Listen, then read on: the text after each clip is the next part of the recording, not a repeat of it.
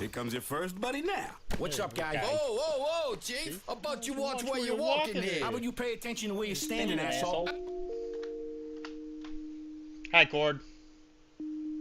Cord, you always know how to make me smile, you know? I don't know what it is about you. I think it's the Carl memes. I think that's what it does. I think that's what you do. You do it and I'm just like, ooh, you're so cute.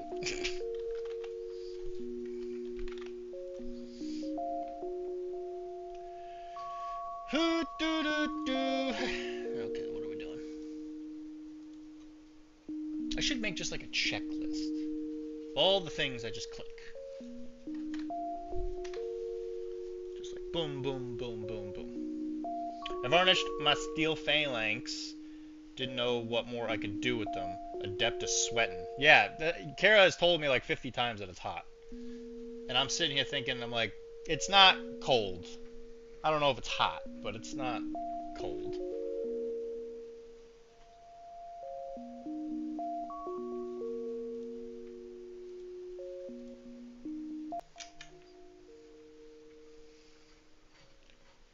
I'm gonna put the music on so Kara can hear it. So that she can immediately get up and leave. Yeah.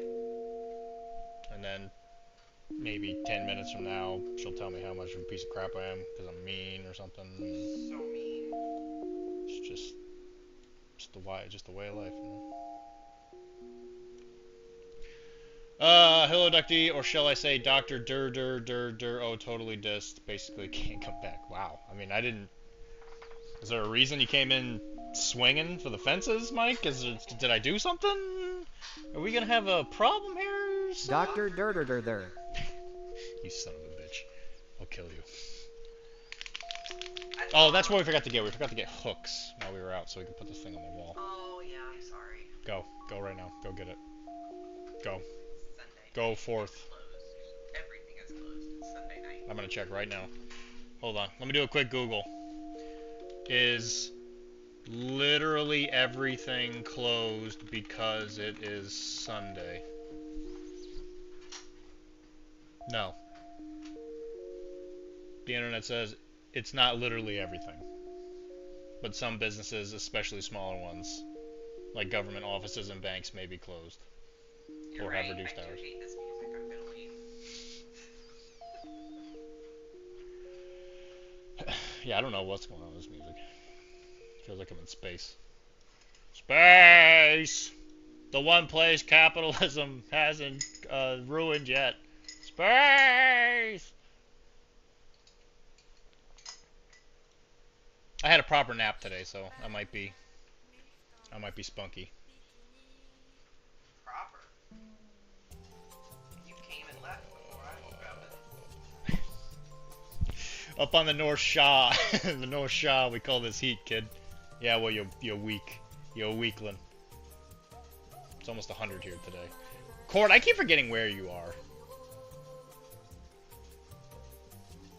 You're the one that's on the other coast, right? You're over in... I don't remember if it was California. Because there's somebody... Yeah, okay, it is California. Because I know there's like another person that comes in here a lot. And they keep saying like how far away they are or whatever, and they're like in New York. And I'm like, it's like, bro, it's not that far. Like your state literally touches ours. It's like it's not that far. If an exotic dancer gets a $100 tip covered in man juice, she has to claim it on her taxes because it's gross income. That's a good one. I'm gonna have to remember that one. Rylan, that's for after Kara goes to bed. That's gross. Hi, Rylan. You dirty boy.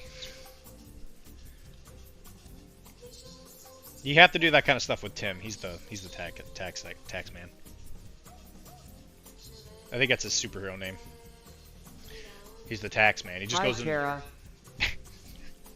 He just goes into the ring and throws taxes all over.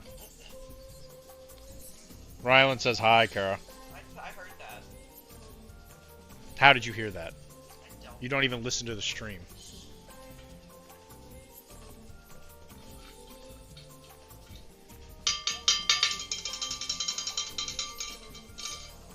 It's a triangle, I'm telling you. not a cowbell. Alright, guys. I guess we gotta figure out in this now, because Kara's about to become homeless. She keeps telling me that at the end of the King of the Hill song, where the people are like cheering, and there's like that ringing, I think it's a triangle. She thinks it's a cowbell. Let me see if I can pull it up. Stream needs more cowbell. Yo, you right. Nah, dog, you right. So I'm gonna play it, okay? I'm sure you guys have heard the King of the Hill song. Wow, A man good asks idea. his wife if he's the only man she's ever slept with. She says, well, yeah. The others kept me up all night. That's a good one. It is a triangle. Wow, how did I know? I'm like, I hear it, I'm like, that's definitely not a cowbell. It's way too high pitched. Okay, turn off this music. I'm just gonna play the last part of it because I don't want to get hit with whatever the copyright thing or whatever. Okay. Turn it up. Okay, so that might be a little loud, so I'm gonna turn it down a little bit, but protect your ears if you're not ready. Just skip forward a little bit. Man, stream needs more cowbell.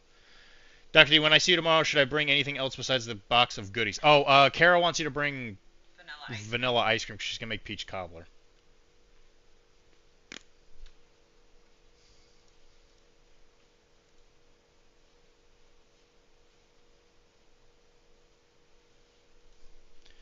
I think our internet just... Nope. Playing songs, much like my love life, you can only do 10 seconds.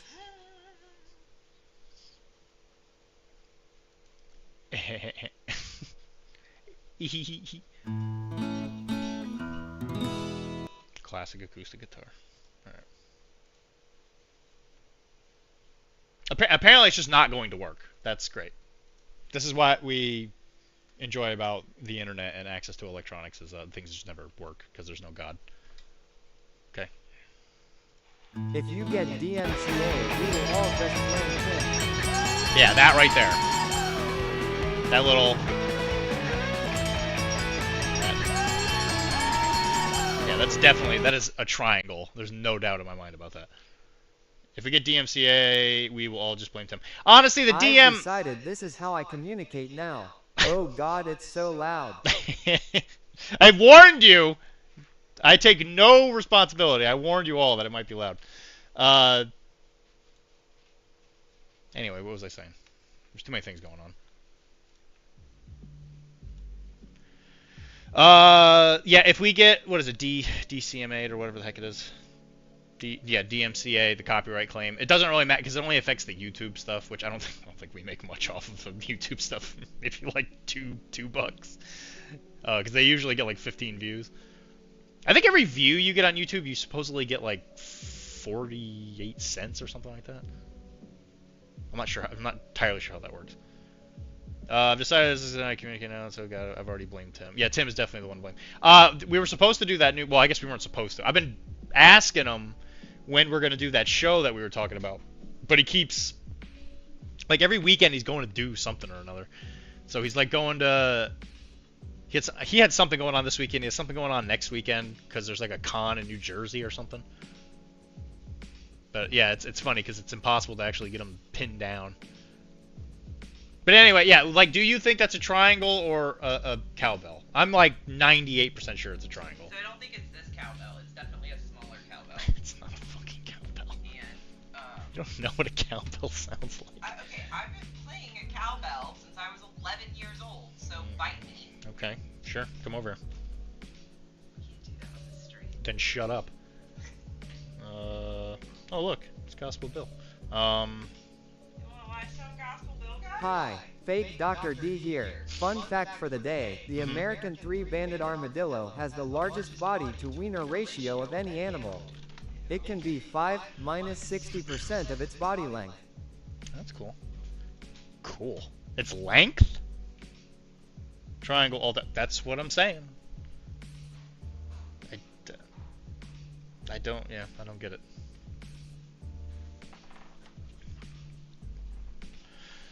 Why do you have to be fake Dr. D for that? Is it because it's an anatomy comment? Is that why you had to be me? I mean, Rylan, you could be just you could just be yourself, man. You could talk about people's and your armadillos. I guess armadillos aren't people per se, but you can talk about their anatomy. It's fine.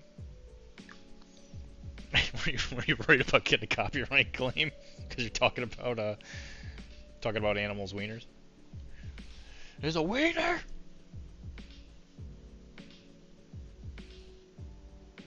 Has the largest body to wiener ratio. Largest ratio. I guess it depends on how you're putting the numbers on that, but yeah, I guess I know what you're trying to say, but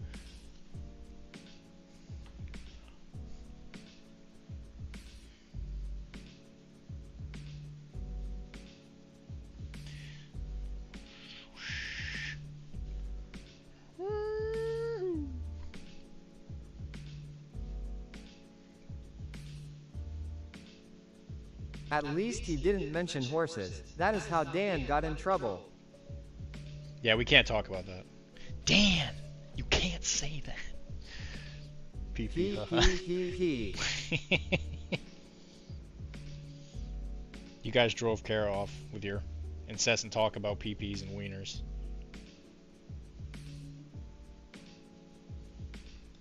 You drove her off. Now she'll never want to come on stream again.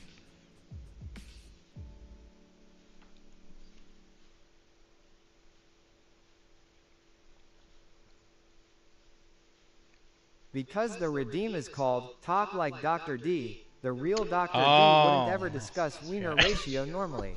Yeah, Have you been playing Umamne Masumi Horse Girl Derby game? I have not. Everyone in my life is obsessed. I have not been playing it, no. I have other things on my mind. I got my mind on the money. Got my mind on the money, Rylan. I can't be playing no horse game. Okay?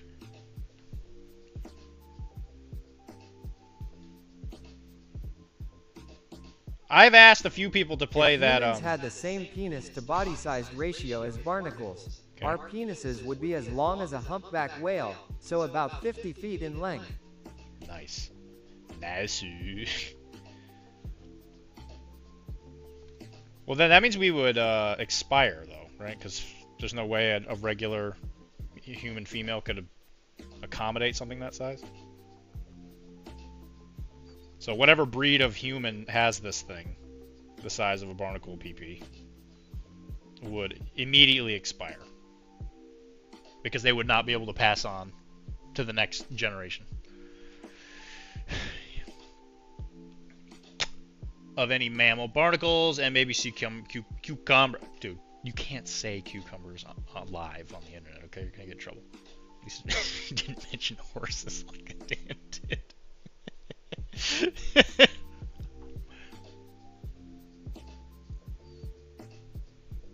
I bet Timberthy is obsessed with it. He's probably playing right now since it's on mobile. He's eating dinner training some horse girl to run faster. Well, he's doing something this weekend.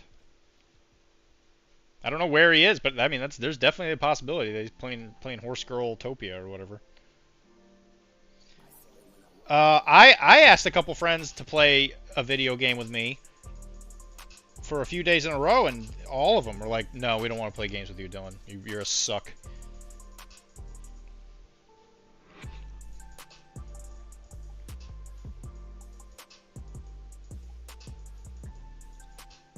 Both of them, I hope, independently. Yesterday, I was like, "Hey, do you want to play this like climbing game or whatever it is that Mike got me as a gift?" Both of them went to parties on the same day. I'm hoping they didn't go to the same party. Otherwise, it'd be like, well, damn.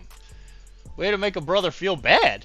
If humans had the same issues, our penises would be as long as about 50 feet. Like, yeah, peak. Yeah, peak. I think it's called peak. Hey, I was invited to a party that didn't stop till 5 a.m. Jesus Christ. Fuck that. Also, the day before I crashed. That was my bad. Oh, well, I mean, I knew I wasn't going to be able to get on there until kind of late. So I I had a sneaking suspicion you were gonna have to say you were gonna go to bed because I know you work early. So I didn't feel bad about it at all. As soon as you said it, I was like, yeah. Because I went to Gen Con last week and all I came back with was COVID. Hoping everything mellows out before NashCon next weekend. Did you get that medication that turns your mouth into metal or whatever it is, where everything tastes god awful?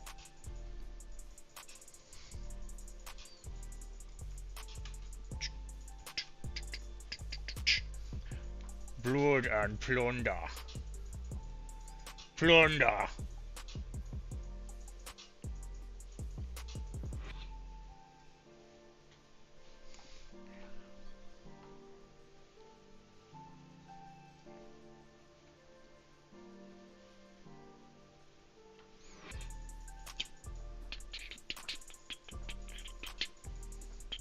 No, because I am not a beach.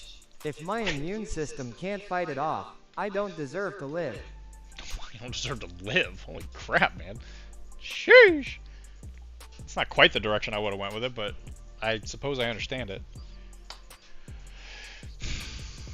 A beach.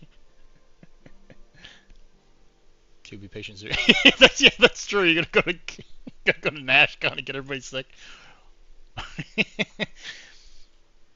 It's so funny. All the MCP table, the people over there at MCP land at NashCon, they all got COVID. I can't imagine where it came from. No. No.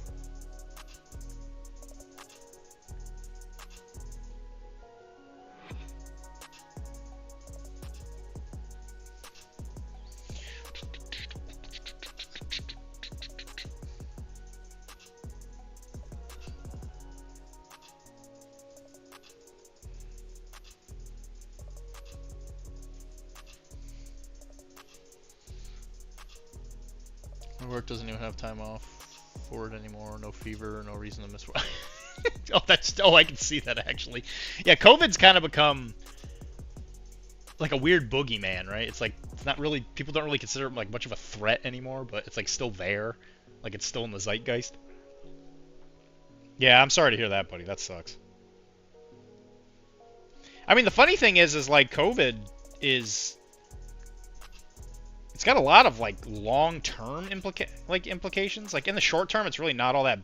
It's not really that bad. It just kind of makes you miserable. But some of the what they call the long COVID symptoms, I don't know. I see it in the clinic a lot. There's a lot of just weird stuff. Like it kind of reminds me a little bit of like a Lyme's disease-y type thing, where it's just like people just have these weird reactions to it. It's one of those unfortunate things where I do think that the nature of it does give a lot of like credence to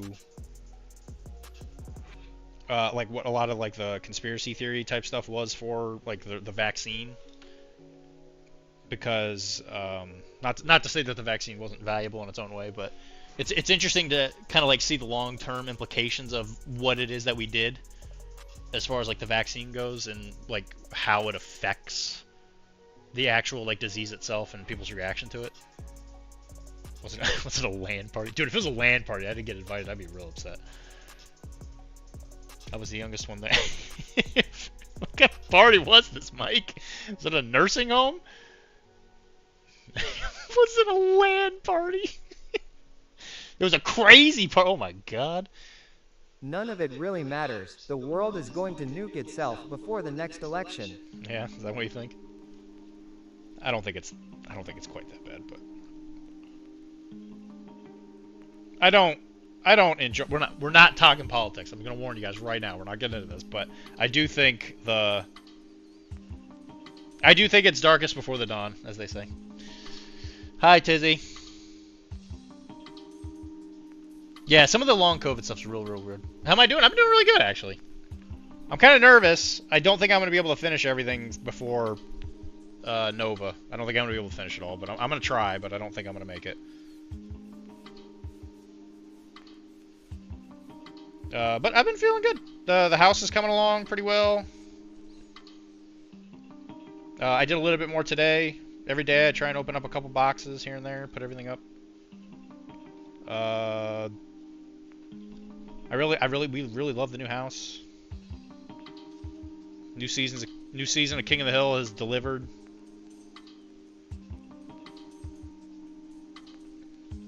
How about you, buddy? Hope everything's been going. You won't make it going with your that end. attitude. Yeah? Is that right? I made the list. I did make the list that I think I'm gonna play at the event at least for the C tournament. I know that if I'm gonna get something fully painted for the land tournament, it's gonna be because it's gonna be stuff from the C one. I know that I'm only gonna have enough time to paint completely for one, unless both of the lists are pretty close, which I might try and do. I might just try and go like I'm not gonna win. Like there's no way in hell I'm gonna win that event, but I do think it'll be fun, and I'll go for best painted. And like yeah, this is the game that honestly, even if I lose, I don't really think I'm gonna care. Because especially if like Kara's playing with me, I'll really enjoy it. You won't make it with that empty. Thanks, Rylan. I appreciate that. You missed the last MCP event I TO'd. Which one was it? Was it Gen Con? You probably went to Gen Con, right? You probably loan them terrain, don't you? Or not you specifically, but I assume Adepticon loans terrain to Gen Con.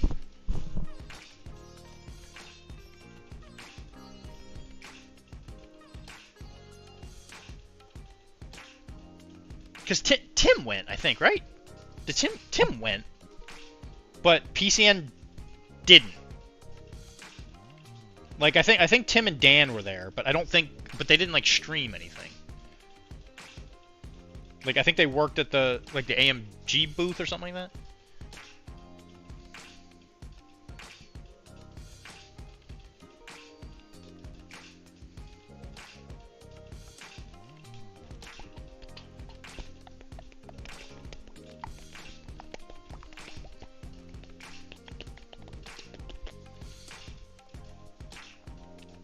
I missed the last MCP.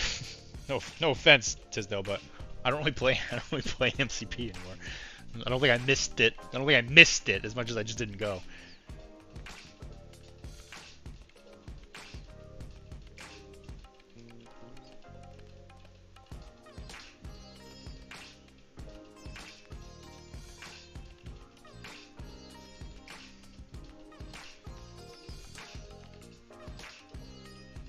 Yeah, the local MCP crowd has diminished.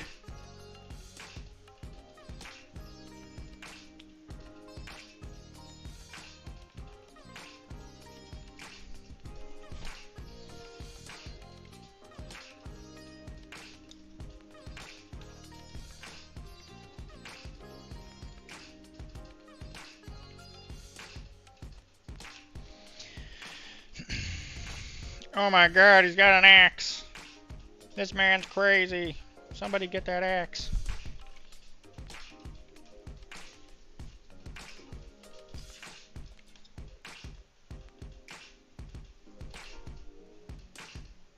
Alright, so my goal for today is to finish at least these three guys.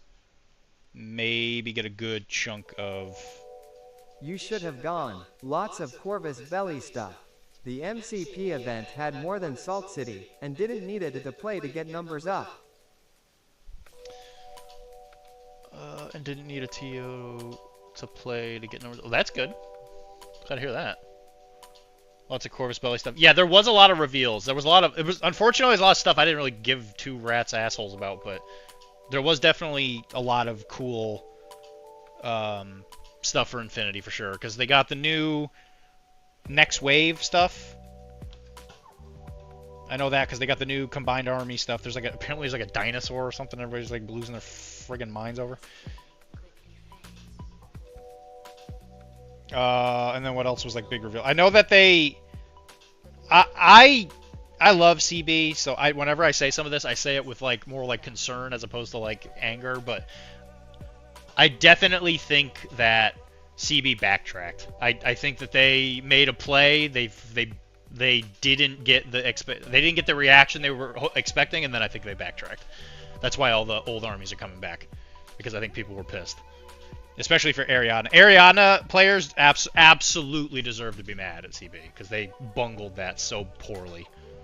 It was cool. You so lame. Dird. Who's Dird? Shut up.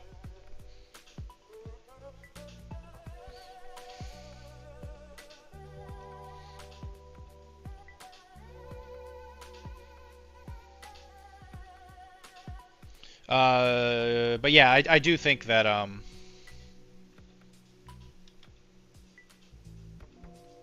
some of the reveals were interesting. It's probably nothing I would buy myself, but there's definitely some interesting implications in there. I also thought it was really interesting. If anybody wants to hear a little bit more about this, then listen to the second episode of the Interplanetario episode of Arachne.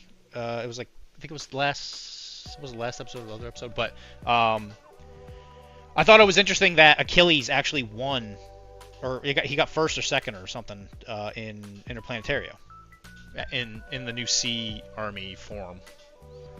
I long into Dr.D me talking smack about the cool thing. It's because I don't care. I don't care about dinosaurs. I don't care about robots. I don't care. Chris, go ahead and add that to the Dr. D doesn't care thing, the care list. No one cares about your podcast. That's fine. That is abundantly clear. To talk trash and watch you take 3 days to paint a mini. Yeah? Is that right? Is that right, Ron? I started working on this guy yesterday, so meh. And that's true. Nobody does listen to Arachne. I look at the numbers quite frequently. Or maybe not frequently.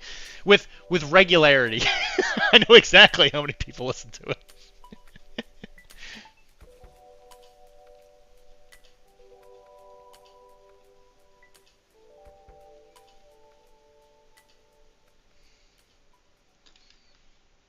I can't let my ego get involved with episodes of with Arachne in general. Otherwise, I'd lose my mind. You should start Elite 8 Showdown back up. So it's funny you say that, because I've been talking to Tim about this kind of stuff, right? I'll bet briefly. It's only when when I can actually get him in a position where I can actually talk to him, but. We actually came up with that idea of that talk show radio type thing to kind of I don't want to say replace Elite 8 Showdown, but its intention was to kind of take that slot, because from what I understand, the Elite 8 Showdown is done. At least the episodes have been recorded. They just haven't edited them. And Tim is not one to do editing quickly, or something. I don't know. So I think I talked to him about this, and there was supposed to be an editor or something. There's something that's interrupting everything. So it's interesting that when I mentioned that we should do that other show, he seemed pretty receptive to it, because I think we would do it as a very unformatted type show, where I think we would literally just sit down, talk about whatever thing, and then we would just kind of post it. We wouldn't even really worry so much about the content of it. And the thing is if he doesn't want to do it, I might just do it, and maybe, I don't know if I want to put it under Arachne or not. But yeah, that kind of is sort of already been in the works, Rylan. It's been something that's been on my mind, because I know people really like Elite 8 Showdown. I really like Elite 8 Showdown. New podcast, sheet I want to talk about with Dr. D. Sheet. I was thinking of calling it the professionally casual. Is what I thought it was going to call it, what I wanted to call it. I was like, yeah, we're just going to be talking about whatever. It's great. The idea was we literally just open Reddit, and then we just pick something, and we just start talking about whatever. Yeah, you can't do a podcast with just all spectrum of listeners, the crossover mini gamers and podcast listeners, and do it for the views. It has to be fair and legit. Yeah, I do Arachne because I like it. I don't do it because I expect anybody to actually listen to it.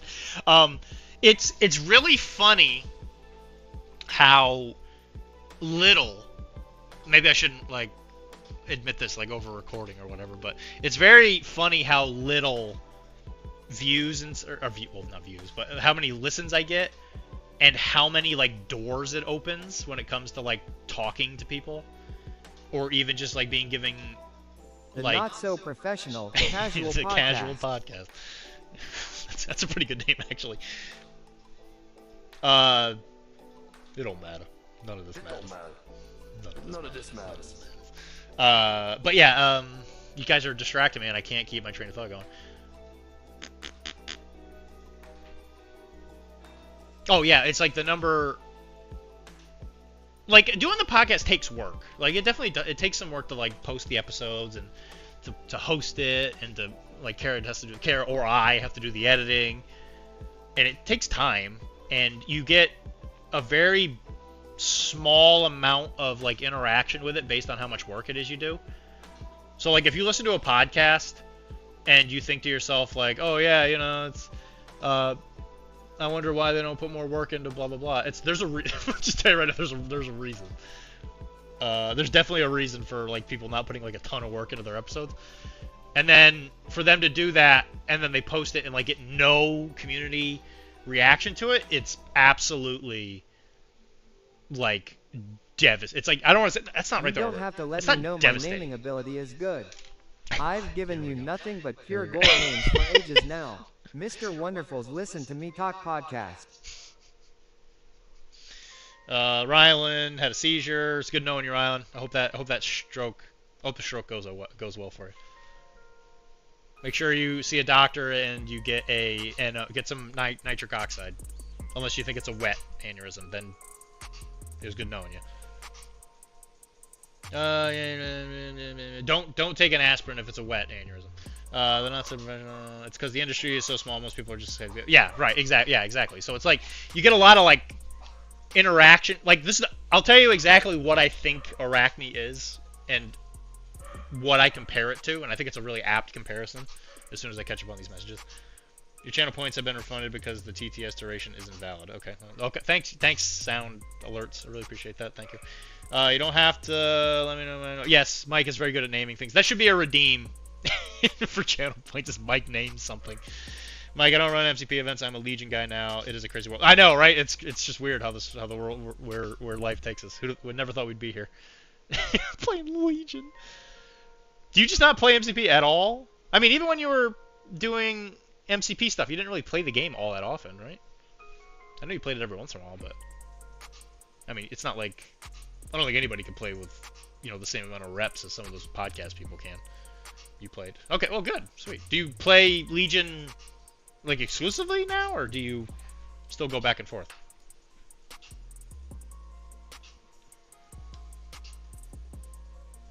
Anyway, so, what I think of Arachne is, so in DC, the comic book company, there was a point where Harley got really popular, and it was more popular than she already was, because she's always been a fairly popular character. But there was a point when Amanda Conner, who was part of the creative team that I loved in comic books the most at the time, so it was Amanda Conner and Jimmy Palmiotti, and then every once in a while Justin Gray would jump in, because I guess the joke is like Justin Gray like lives in their attic or whatever. But yeah, Jimmy Palmiotti and Amanda Conner are married, so they do a lot of their stuff together, right?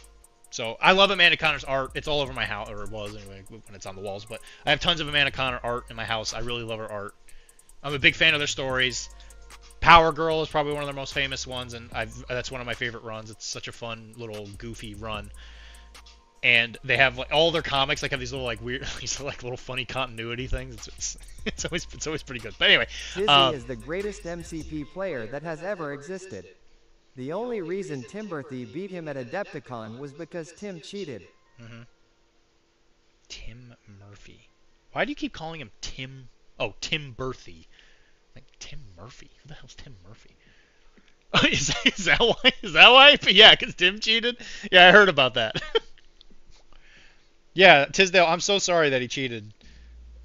That was the only reason he beat you at Adepticon. Yeah. I've heard that as well. Yes. Yeah, Tim's Tim's a real scumbag. Let me tell you.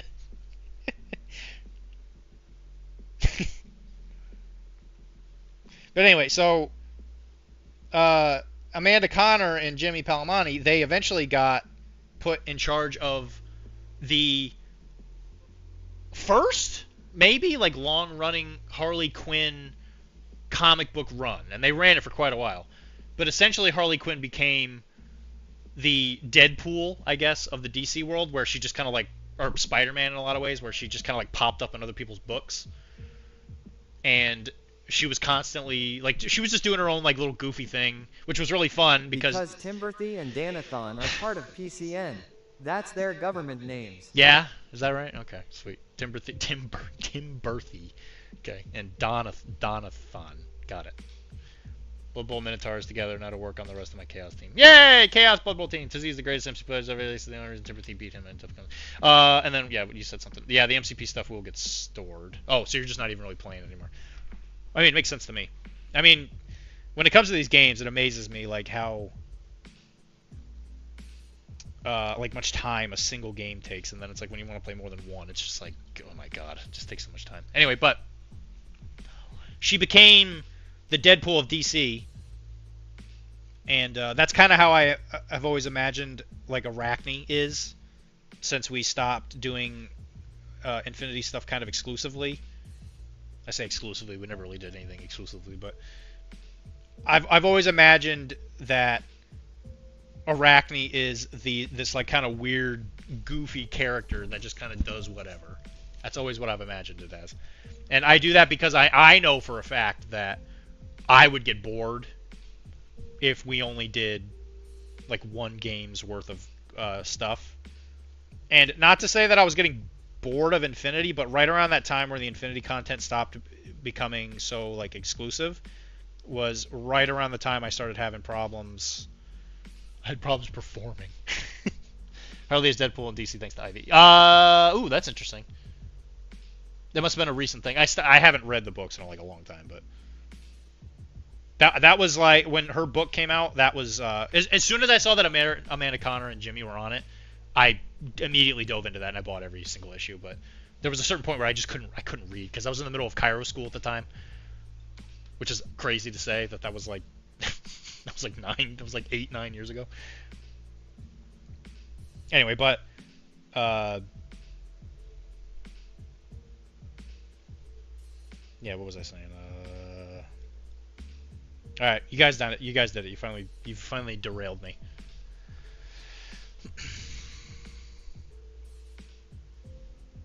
Oh yeah, quit the show. Yeah, because it's like being exclusive to a single game it's like we were definitely getting more views or listens when we were exclusively Infinity stuff. But and this is a me thing. I have always felt performance issues? Try drugs. The miracle cure to most issues. Does drugs not work? Try hard drugs. That will help solve the issues regular drugs can't fix. No, I see. What makes a drug hard? Do you put that food hardener stuff in with the drugs? It's like that stuff that like thickens food, like a food thickener. Do you just like put it in there with the drugs that makes it hard? Pretty sure you came to rail by default. I mean, that's fair. You're not wrong. I'm talking about deep subjects here, and you guys are just like me. Timberthy and the Dana Toyotathon or whatever.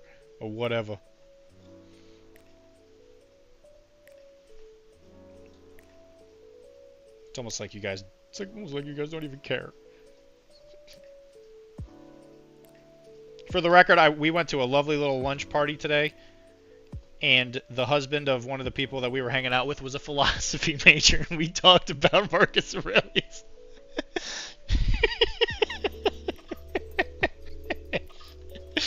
Oh god. So many episodes and still not one related to the army I plan to play just because you hate your Duros. Yeah. Yep. That is true. Probably will remain that way until I stop doing Arachne. I cover 735 games, so I hear you. I'd get Well, bored too. crack rocks are hard. I assume an 8-ball of heroin is hard cause 8 balls in pool or a hard ball. So I think those are the hard drugs. Okay. Okay. That makes sense. Yeah, Rylan, Cord, I don't think you quite understand how much I hate your Duros. Like, I don't think that your mind can properly encapsulate how miserable that mother piece of shit made me. I hated that profile with a blinding passion. I almost did quite the expletive there. You don't understand how much I hate him.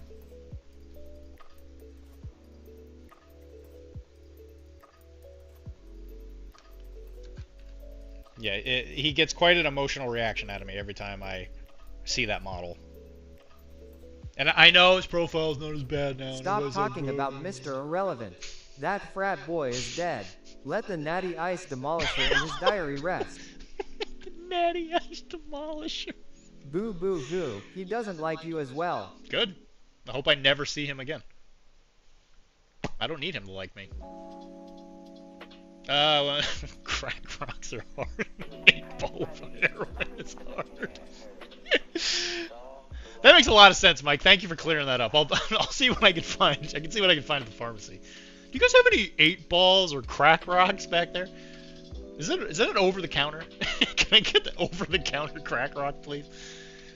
Boo! He doesn't like you as well. Yeah, I mean, is that a...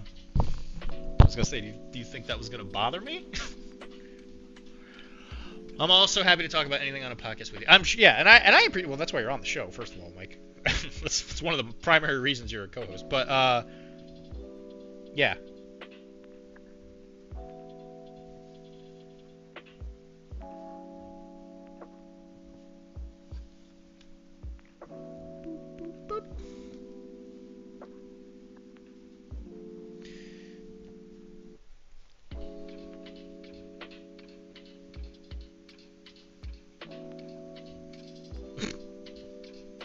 It just makes me think, Cord.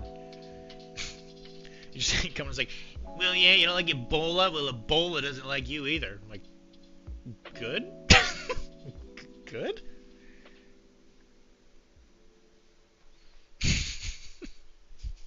Willing to talk about whatever with Dr.D check. Well, he is the only applicant that meets the criteria. He is in. You're in, baby, you're in. And you might be overqualified, Mike, but due to the fact that no one else applied, you know, it's all yours. The job's yours, son.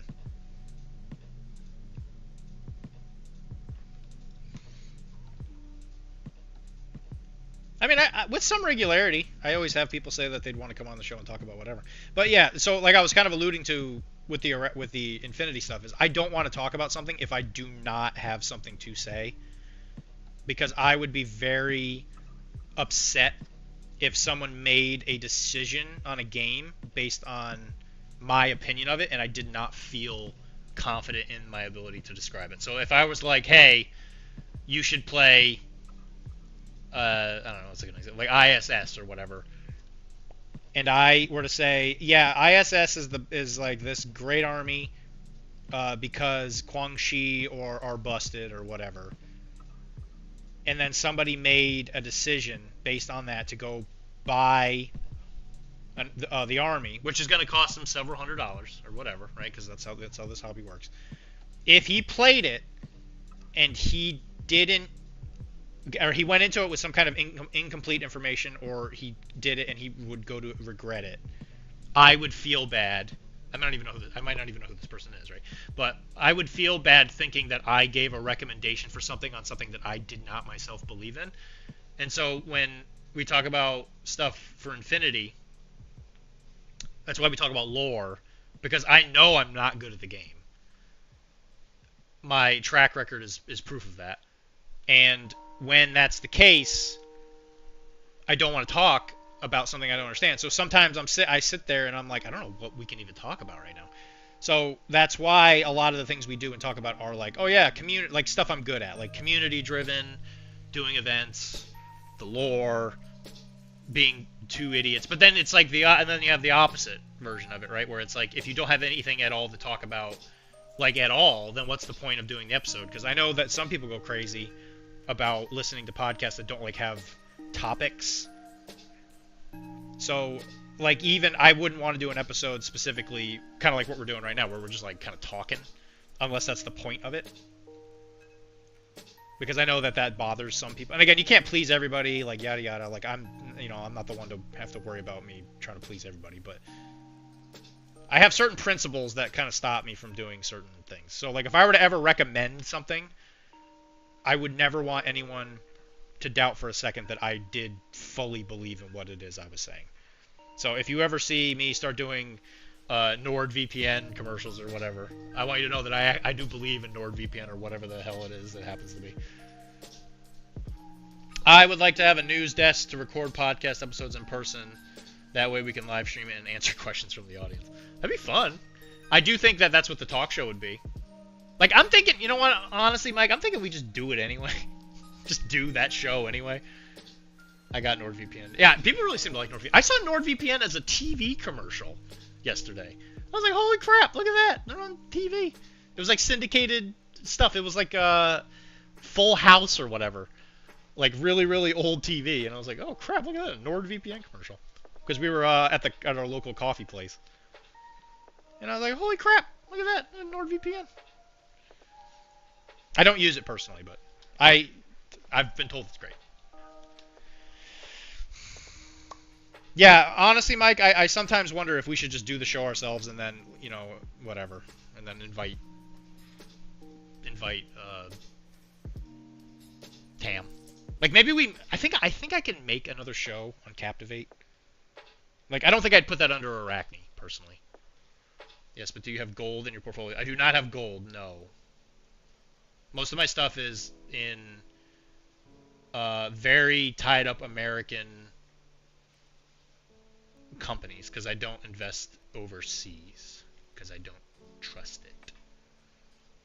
Yes, but do you have gold? I do not have gold. My dad has a lot of silver, so that might really pay off. I know gold really skyrocketed recently, mostly because of our current atmosphere. That's what I'm gonna say. All my portfolio picks are gold. I'm up this year. If you can't create a second show, I can make one then if I make an account. It's not quite that easy, no. Mostly plastic and resin. Mostly plastic and resin miniature. Yeah, exactly. Yeah, you know what? If my models were made of gold, yeah, holy hell, man, I'd be swimming in the dash. Swimming in dash.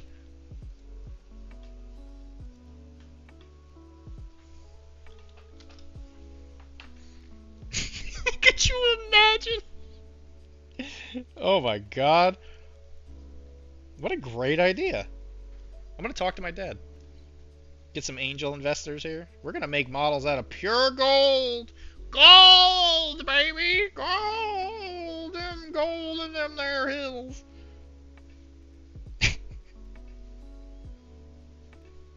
That way you can play and have something to do with your gold minis. And then when you carry your models around, you get swole because your models weigh like 500 tons. You imagine? Like a Land Raider? Just cast out of solid gold. That thing would weigh like 30 pounds. It would be so heavy.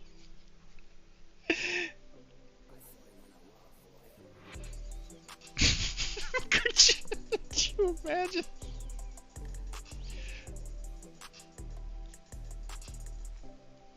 You wouldn't have to worry about your models like moving in the middle of the game. It would just kind of it's just like the whole table would shift.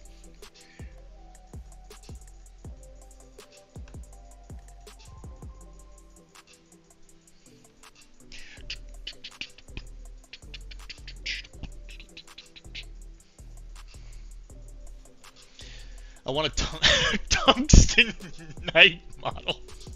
They would be so goddamn heavy. Solid gold Redemptor Dreadnought, dude. That would be insane. You could just hear everything you put, like if you put it on terrain, you could just hear it groan. Oh my god. my models were made of gold, I probably would have spent too much money on. Yeah, you might. Yeah, you might be onto something there, Mike. You might be. You know, if you had invested in it earlier, then this might not have been a problem. If you had just invested before, or excuse me, invested before whatever stupid thing happened that caused gold to skyrocket. It's because nobody wants diamonds anymore.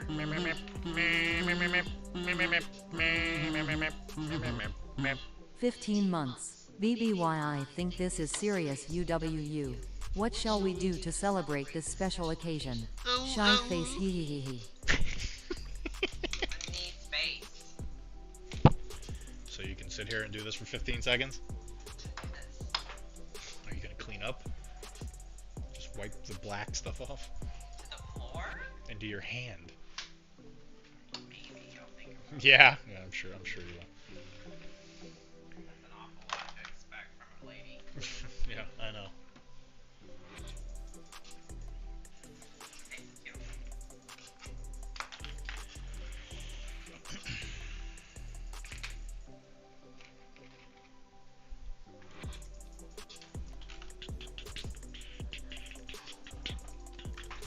Just buy a regular GW Primaris Captain lighter, but the same price. Yeah, dude, that's how you invest. Yeah, invest in GW minis. Sounds like me vesting. I'll be honest. It amazes me how GW models retain their value. It actually kind of shocks the hell out of me sometimes.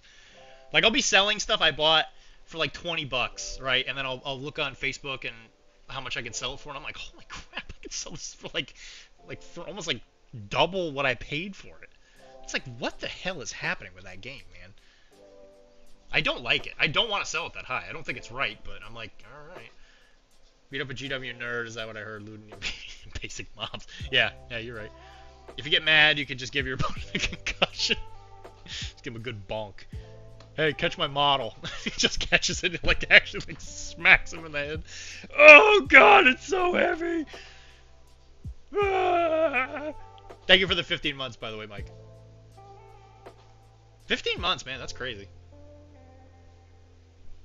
That's legitimately crazy how long we've been doing this. Just buy blah blah blah BRB. I'm driving over. This one on stream. Oh no! I'm not a GW nerd. Shut up. Yeah, everybody knows how much I love GW. I'm huge simp. I'm definitely not one to mock them publicly.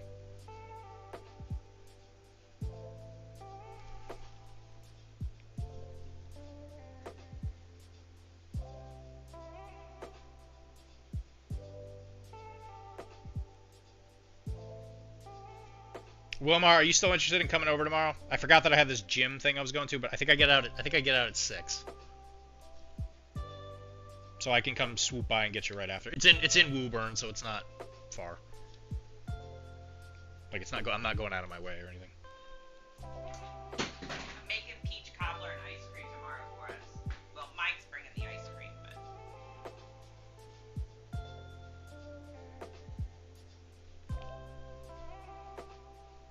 Yeah, Mike's coming over. We're gonna set up. Depends on where. Okay, yeah, just keep me posted. Yeah, I know you said Monday's kind of like your weird day. But there will be food. There will be King of the Hill, and then we might do the prototype run of the new battle report type style. Wait, I'm bringing ice cream. Yeah, you're bringing vanilla ice cream. Also, Mike, if you are interested in doing such, if we set up the camera after we watch the King of the Hill thing, we could play around with, like, the setup on the thing. So if you want to bring over, like, if you want to bring Blood and Plunder, because it's easy. Don't go live, though. It'll mess up Ryland's watch streak. If you're not going to be on for a while. No, that hasn't been a thing for a while.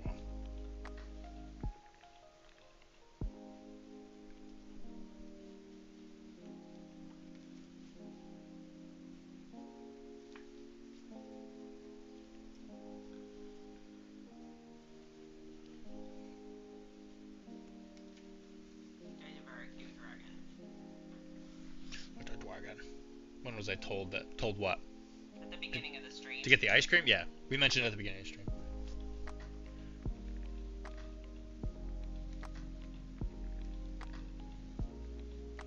Or are you talking about the battle report thing? If that's the case, I told you maybe 15 seconds ago.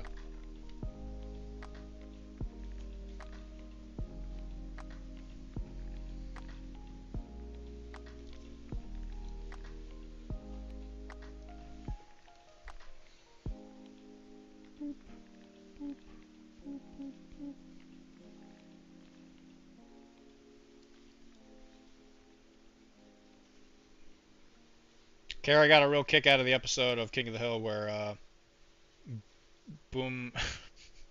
Boomhauer tells about his description of events, and he sounds normal, and everybody else sounds like they sounds like him. I'm pretty good at impressions. Watch. Yeah,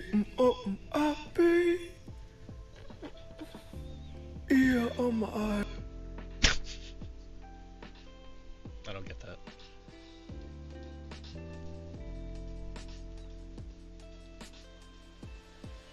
For goodness sake, Hank, act like an adult. Man, I'm telling you, man, dang, man, I'm going up and kick some ass, man.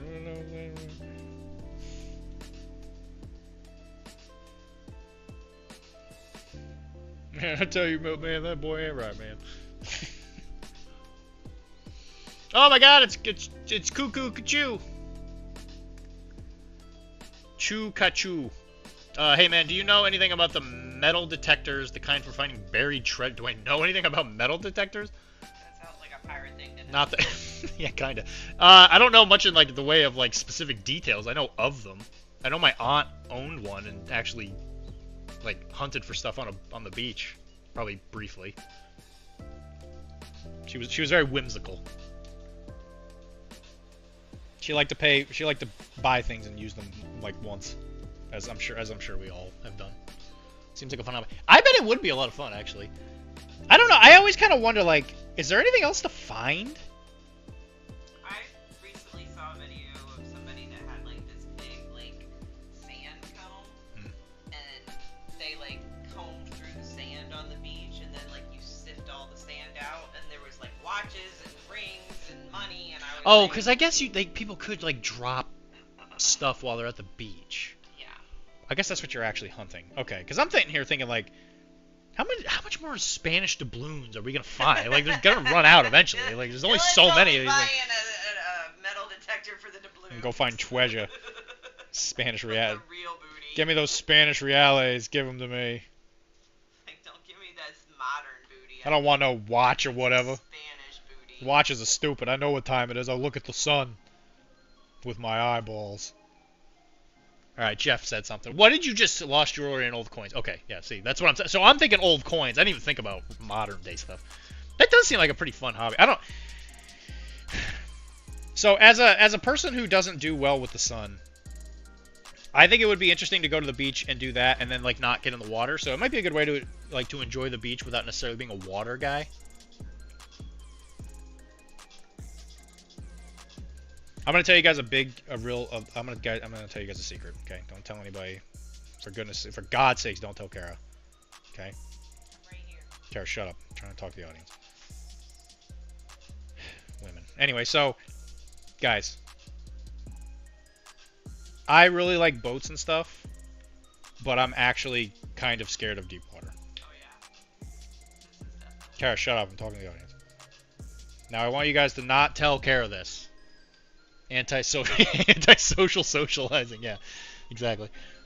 So, like, when I go to the beach and all that, I do have a deep primal fear of just, like, not being able to see the ground, right? At the beach, it's, like, overcomeable, right? Because, you know, it's like, you know the ground's there because you can touch it. But there's always, like, that little bit of fear in me where it's like, I think I'm going to put my foot down and it's going to go straight up, like Cthulhu's butthole or whatever. Like, it's just going to be, like, right there waiting for me.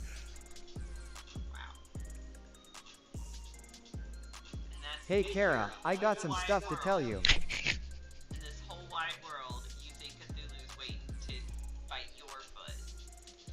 Well, you can't bite somebody with your butthole, Kara. In this whole wide world, you think Cthulhu's Wilmar says he's got something to tell you. molest you with his butthole. Mm-hmm. Why you? It could be anybody, Kara. I just know I've got bad luck sometimes. What you gotta tell me, Wilmar? Yeah, she's here, but Wilmar, don't tell her. Don't tell her my secrets. I tell Kara fake secrets, so she thinks she knows everything. Hey, Kara, you know, it's so weird. I'm just never attracted to, like, any other female. Is that weird? It's a weird thing. Dylan's a big baby. Oh. Oh, God. That's not very nice. Thanks for letting me know, Wilmar.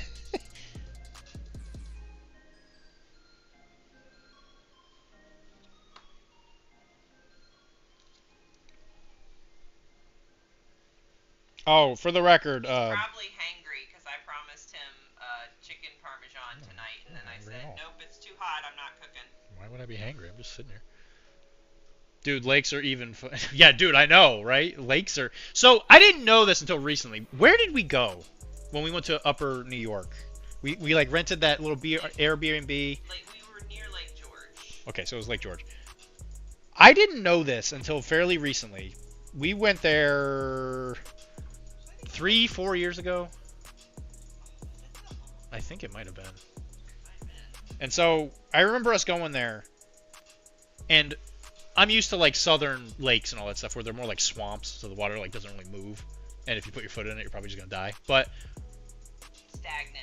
stagnant water filled with, you know, alligators, yada yada.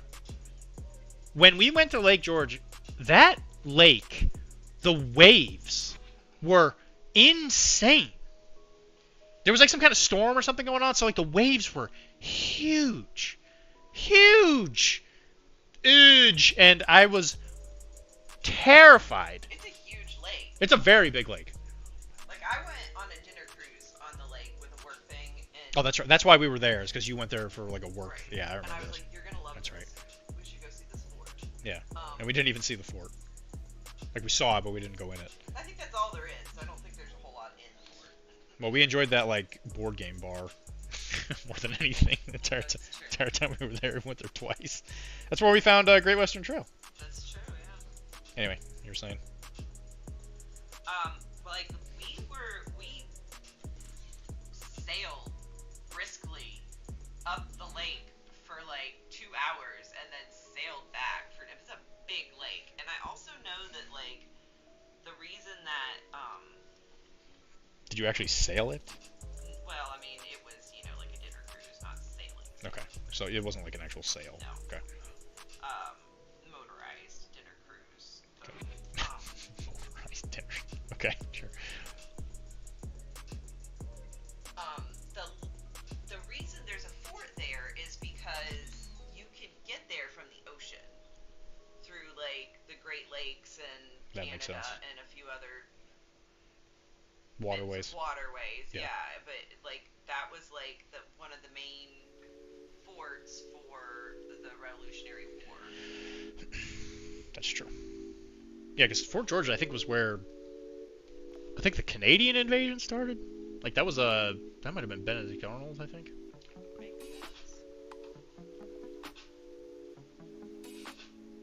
But I was really surprised to learn that because, like, you know, again, from Florida, it doesn't really, like, cross my mind that that's a long ways away from the ocean, but then you can take all those different waterways to get there. that far inland. Yeah, that is interesting.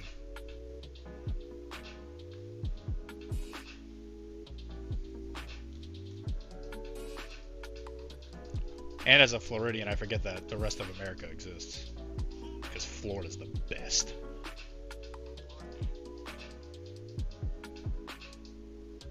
That's the best place to get your over-the-counter hard drugs. According to Mike. On Minecraft.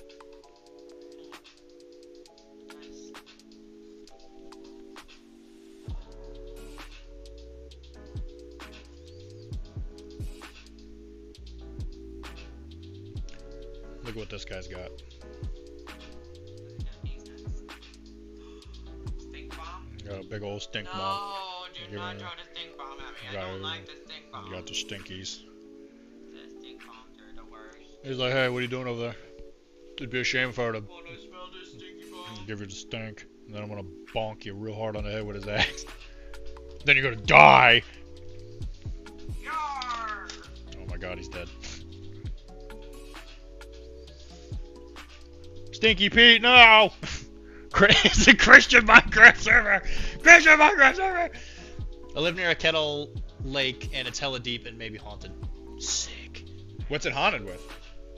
Is it your exes? Got him. The ghost of everything past. The ghosts of Jeff's stupid virginity? Got him.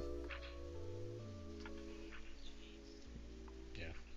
Jeff's virginity do something to you? Yeah, he came in here and he said I was broken earlier. Yeah, I know, that's what I'm saying.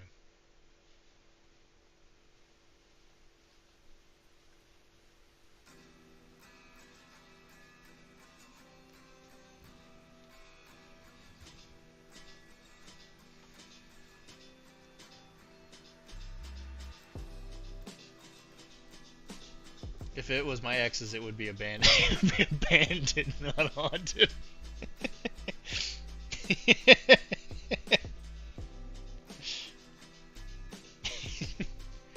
Alright, well, that's an important distinction, Jeff. Jeff has not decided if he wants to go to Nova or not. Jeff. Jeffy Jeff. How could you even say that when you know we're gonna be there? He said that's one of the reasons he's not gonna go. Aww. He said that multiple times. Because you're stinky? Because I got Stinky Pete here. Because he knows if he comes to the Blood and Plunder Sea tournament, I'm gonna give him the stink. Stink bomb. I'm gonna give him that stink bomb, and then I'm gonna bonk him in the head with an axe. Your little sailors are gonna be sitting there, and they're like, "Wow, I sure am having fun. Oh, it's stinky. Now I'm dead." Yeah, the stink bombs actually are kind of butts. He used them against me the other day, and I was like, enough with the stinking and the bombing, I can't deal with it. This is a Dutchman, sir. Not English. You see, us English people have friends. Unlike you. I was gonna say something else. Jeff.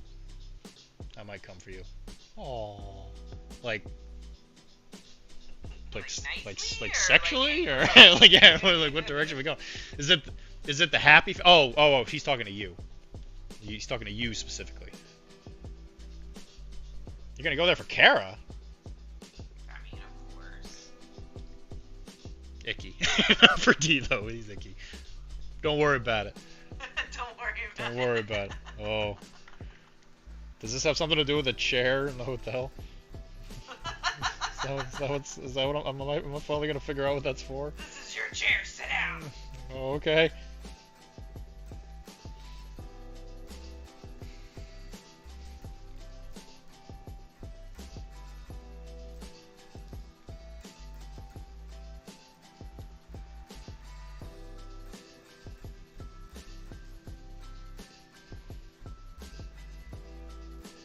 He keeps, he doesn't have a comeback for the whole fact that I got Dutch friends.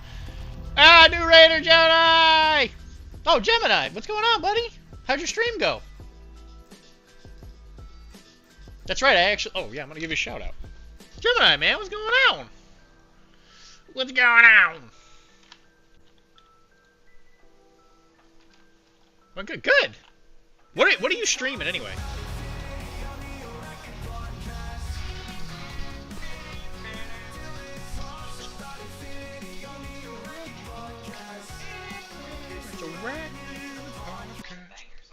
I love that song. It's definitely one of the best ones I've ever found.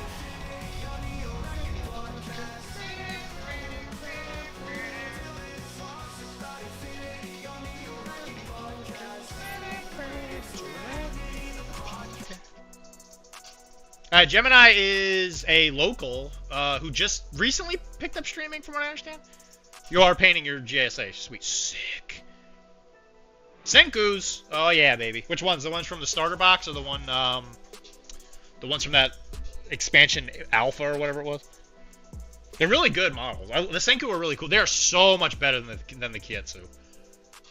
Yeah, the ones from Sandtrap. Yeah, Two of them I really dig. There's one of them that I'm not a huge fan of. I think it's the guy who's just holding like the rifle in the firing position.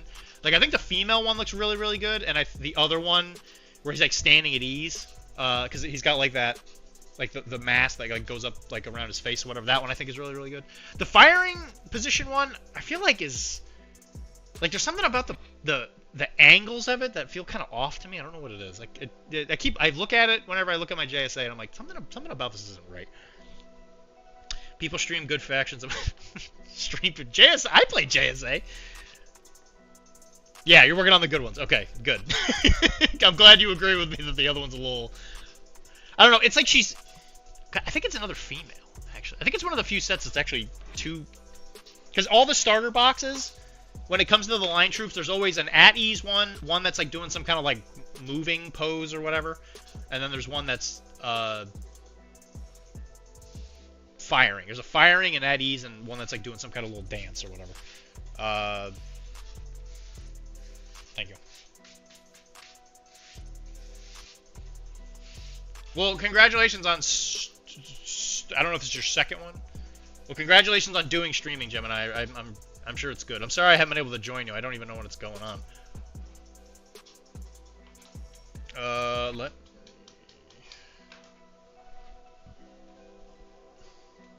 Because whenever I do a follow, I always like to see if they're on, because it's more fun for the, you get the noises and stuff. Actually, the female one is the one that's firing. Is there? I want to say, are there two female ones for that? Senku. Yeah.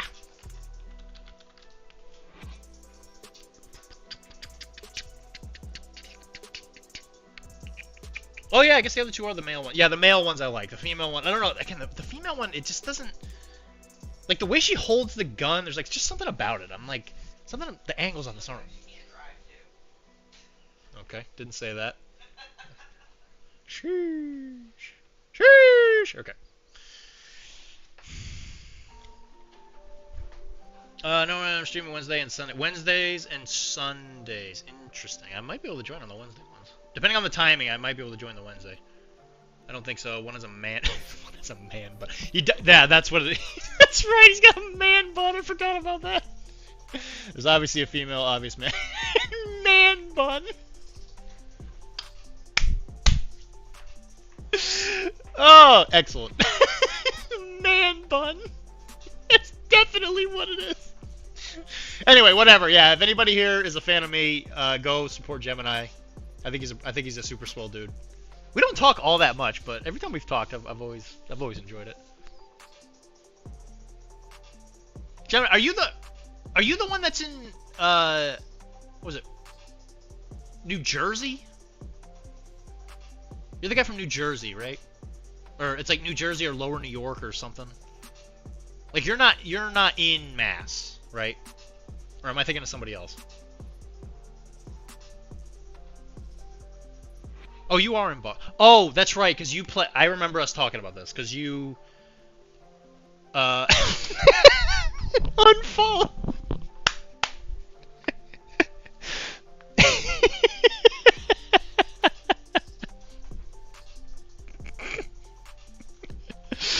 Oh, shit. Because I know I'm pretty sure we've met in person, right? We met at... Did we meet at Everwinter? Everwinter was like a blur to me. I wasn't in such a mood. Your wife's from Jersey. Oh god. At least it's not. Oh, never mind. At least it's not Jersey. Re-unfollowed. It is a true conundrum. A true, honest to goodness conundrum. Are we conundrumin'? Are we conundrumin' up here? Conundrussy? Conundrussy?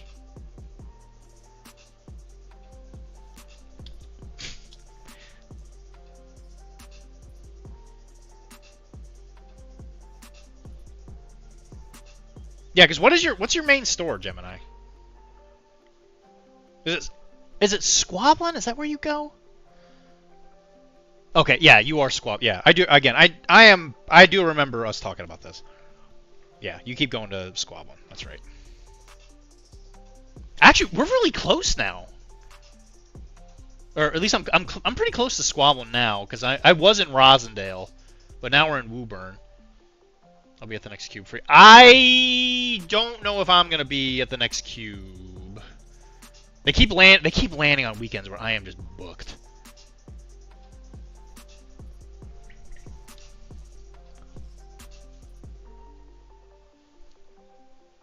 Yeah, if I do go though, make sure you like specifically give me a face, because then as soon as I see you, I'm like, oh yeah, I know exactly who this is. Like I'm like 90% sure I know like what you look like.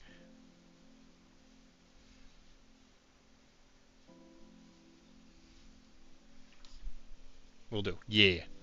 Yeah, boy. Yeah, boy.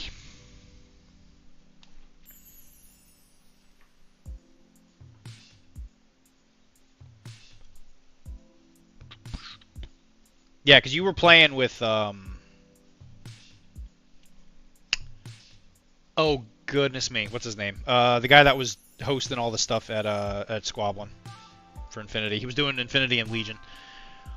Oh, but I completely forgot his name. Really cool guy. I don't have my face on stream yet. Just a VTuber my kid made. That's cute.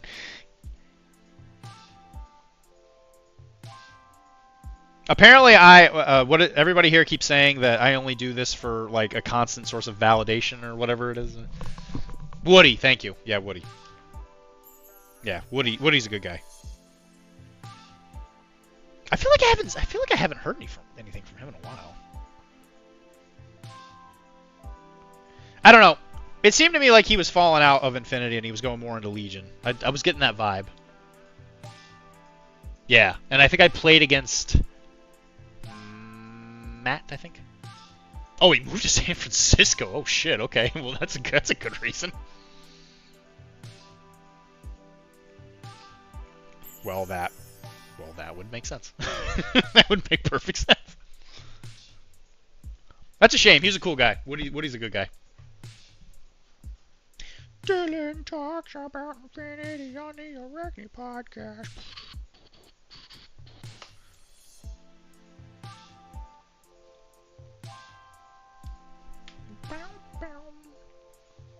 Alright, what does this guy need? This guy might be done.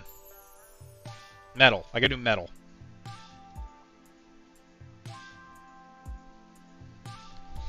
Now let's do some 5 o'clock shadow. So if anybody here has ever wanted to do a 5 o'clock shadow, which I think I've talked about ad nauseum, there's a really easy way to do it. What you do is you get a real bright gray. No, Dylan doesn't. Dylan doesn't. That was a whole thing with the rebrand. I still talk about Infinity. Shut up. You know you can't say that legally. It's against the contract. I need the spark again. That's all it's gonna happen. That's all it's gonna happen. Is I'm kind of, I don't want to say I'm low on Infinity right now, but I know for a fact that as soon as something like lights the butt under my fire again, I'm gonna be in it, like, to win it again. That's why I can't give it up. I can't give you up. Anyway, you take that really bright gray, you really water it down, and you just trace the jawline, and you get yourself a little 5 o'clock shadow.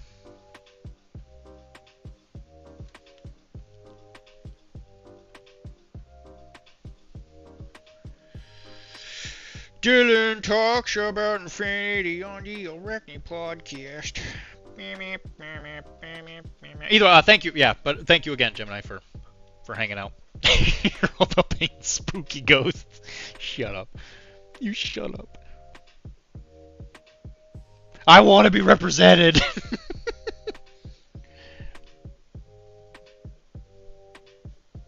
I want to be represented in my pirate game.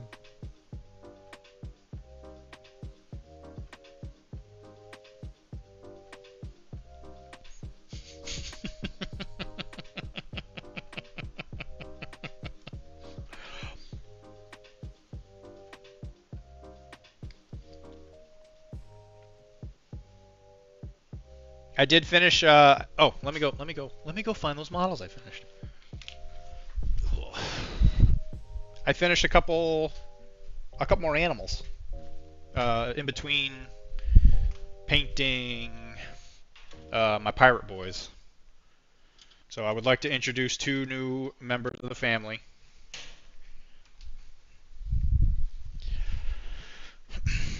Two new members of the Arachne crew.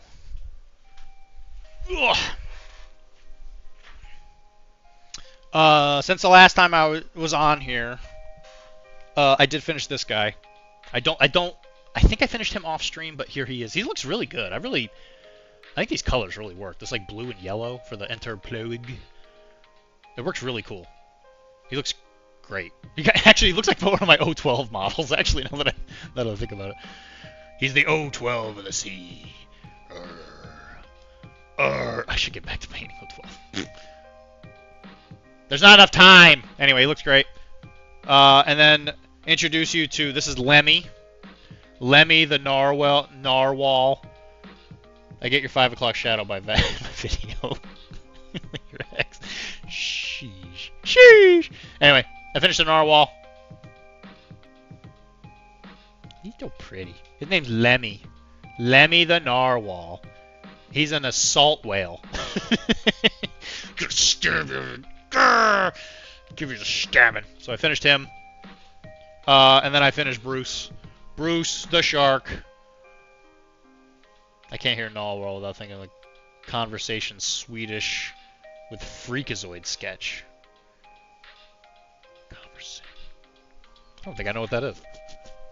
I don't know what that is. Conversations with Freakazoid. The only thing I can hear is Buddy in Elf when Buddy's going to find his dad. I think it's a narwhal, like the animated narwhal. He's like, "Good luck finding your dad, Buddy. Hope you find your dad."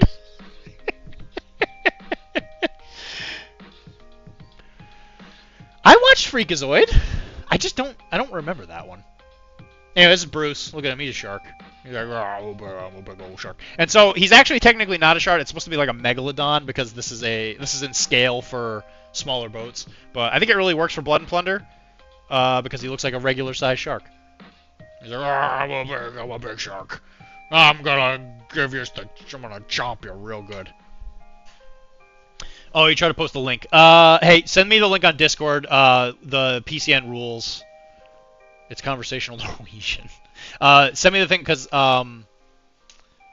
PCN with Tim, he doesn't let links post, and I can't change it because he's the admin.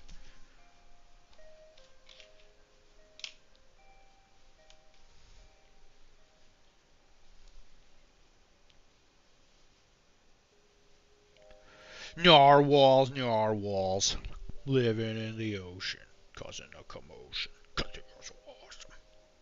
Narwhals, narwhals. I'll have you know, I watched quite a bit of Animaniacs, sir, Mr. Wilmar, if that is your real name.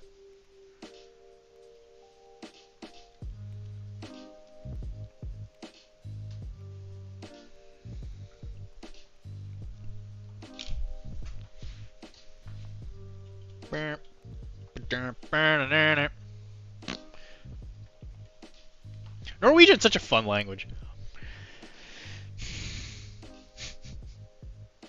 Uh-oh, I forgot his buttons. Uh-oh.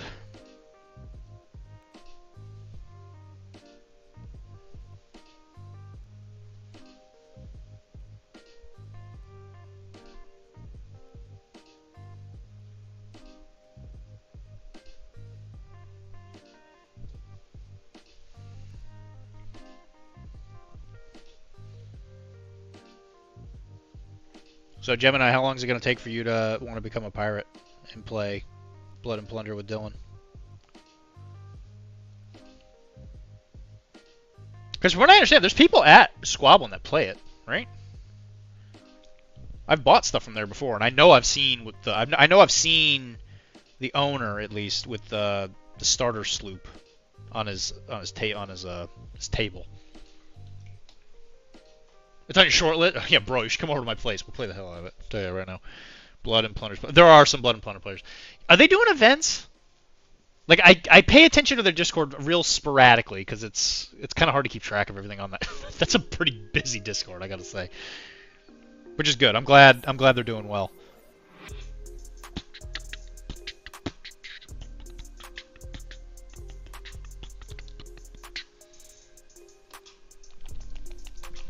I was playing some Trench Crusade. Hell yeah, boy. Yeah, Trench Crusade's on the list for stuff here. I actually am still looking for my Trench Crusade stuff after the move. I've been opening up boxes and I've been cracking it out lately. I'll probably do more of it after I'm done with the stream today because I'm sure I'm gonna be sick of painting. Hell yeah.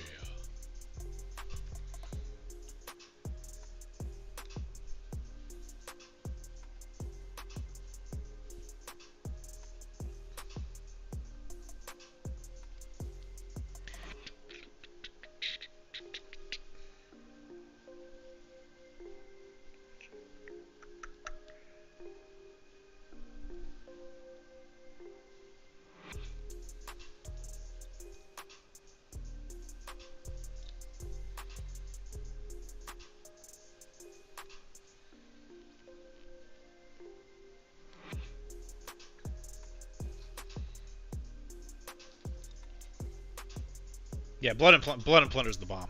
I love this game. It's absolutely phenomenal. Let's Warhammer. We're gonna start an Infinity Slow Grow soon. Interesting. I'll keep my eyes on that. See if I can attend. I'm not a Warhammer player though. I played a little 20 years ago. I got a War Machine and played that for a decade easy. Yeah, do you know? Yeah, do you recognize the chick on my arm? That's Denegra. I played some War Machine. Let me tell you. I was never very good, but I did really enjoy it.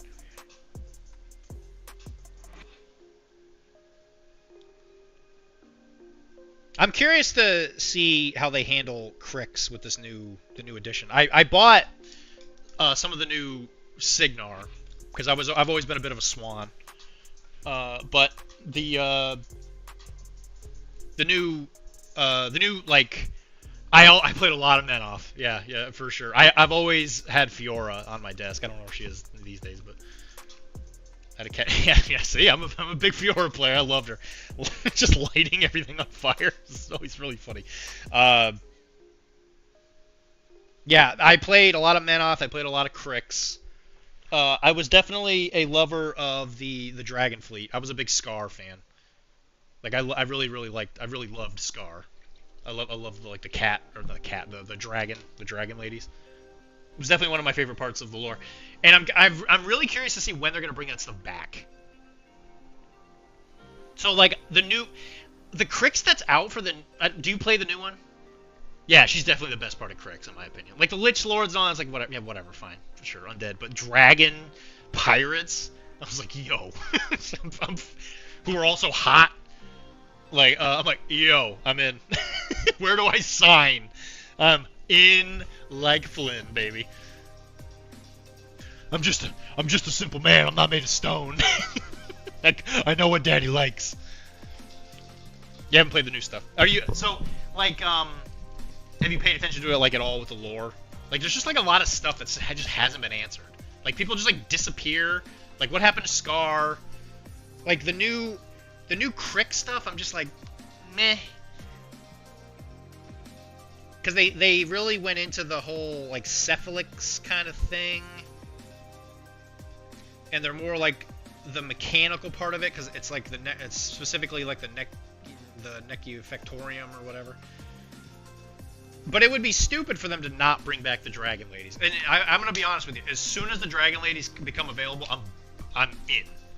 I may not ever play the game, like, on any reasonable level. But I will buy that faction. Like, no questions asked. I'm in. I'm buying those models because I absolutely love the old ones. I know there was some apocalypse ship. Yeah, they're summoned demons, and then the demons like came to like blow the earth up or whatever. Yeah, it's whatever. The lore's like fine.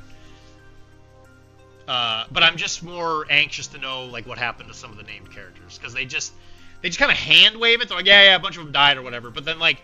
What happened to Haley? What happened to Denegra? Because, like, we know Haley doesn't die because she had a thing with her 3rd edition or whatever where there's, like, a version of her from the future. So it's like she can't have died. So that's what happens when you start opening up that time paradox crap. So showing Knights Exemplar. Yeah, God, I love those Knight Exemplar models. They'll probably paint one day just because I love them. They are playable. All the old stuff is still playable. Because when they gave it to Steamforged, or whoever the hell has it, they put in legacy rules, so all the old stuff is playable again. Yeah, don't even get me started on Privateer Press. Absolutely, like a bunch of clowns.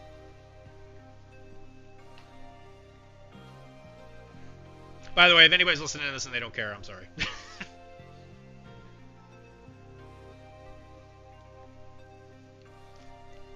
This is what you do in the biz.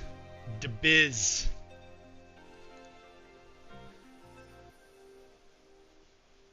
Yeah, but I painted the new Kane, and I enjoyed it. But the War Machine models, the new ones, are really busy. There is a lot of crap on those models.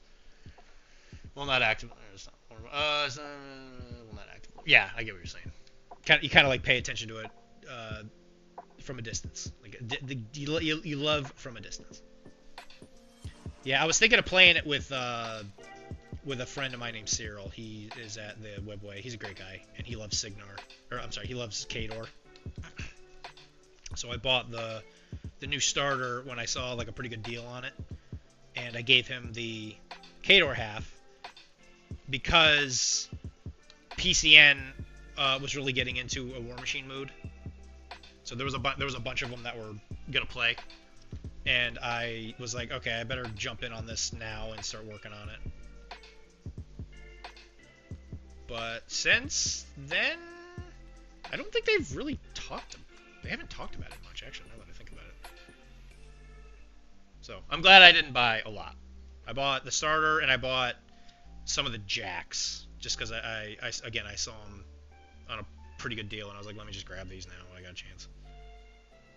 So I think it's gonna be one of those games I might just kind of play every once in a while, but it's definitely not something I'm gonna put much in the way of time or energy. I think I saw you did see that stream. Okay, yeah, they're really cool models. Don't get me wrong, but there's just so much on the models. Like, oh my god. And when I saw one of the War Digger or the Grave Digger casters was a chick with a giant was a muscle mommy looking chick with a giant rocket launcher, I was like, I mean, what do you expect me to do? Come on. I mean, come on. I do my best to not be that kind of person, but the more I look at those models, the more I realize I might be that kind of person. I might be that kind of person.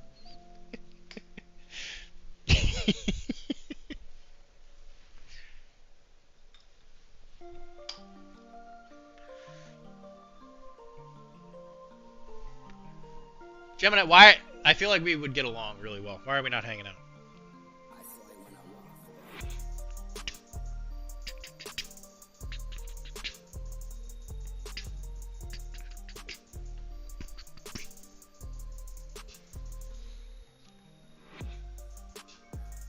Did we just become best friends? Bunk beds! There's so much room for activities!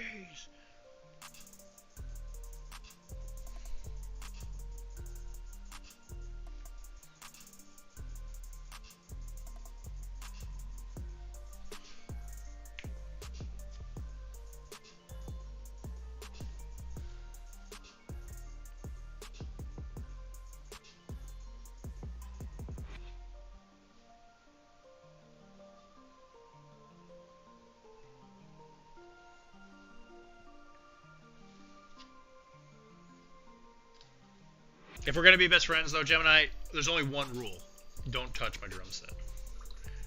All right, bedtime for me. Have a great show. Thank you very much, Gemini. Hope you have an absolutely wonderful night, man. Thanks for the raid. Really appreciate it. Everybody go to his channel, or don't. I'm not your dad, but you should. And if you don't, I'm gonna punish you. You're grounded. You're grounded. Don't touch my drum set.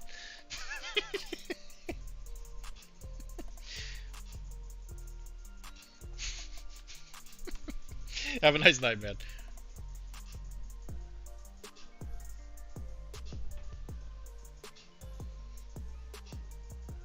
You're not my dad.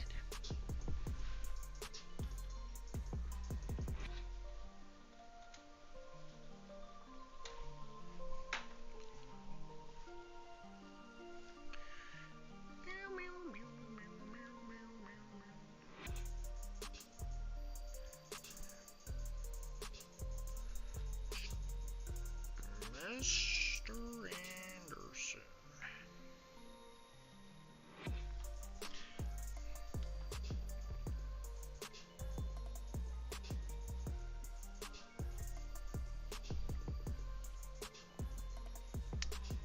You know, it's one of these little thankless jobs where you gotta like paint nails on literally on a deck. It's those little things where you're just like, man, this sucks. But it makes such a big difference.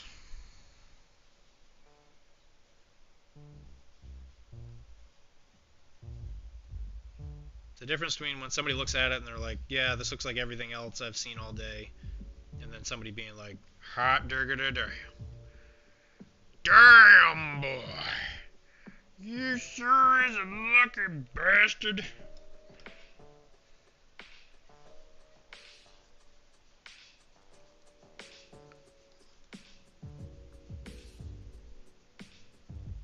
Which reminds me, one of the best games ever made, Conker's Bad Fur Day.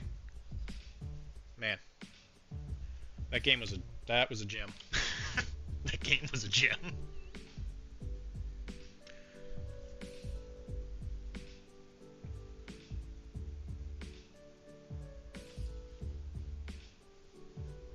One of the best things that came out of Rare, right? Was it Rare? The guys that made Banjo-Kazooie.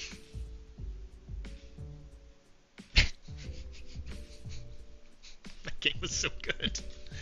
Nails are like eyes. Shouldn't paint them. Nails? Like eyes.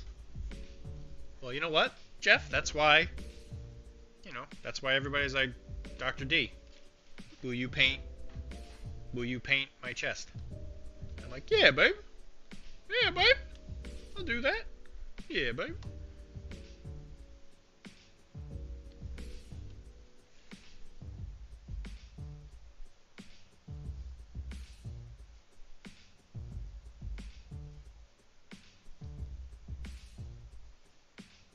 You know what, Jeff? That's why nobody's going to invite you to the Super Bowl.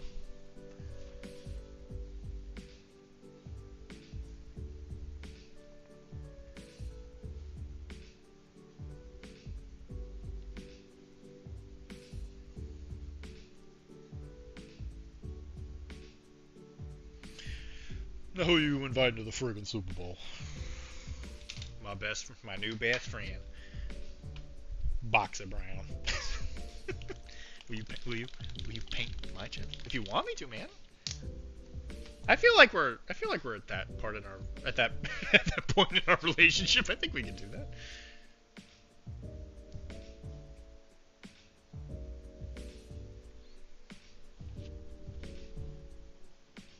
Will you grill me on this grill?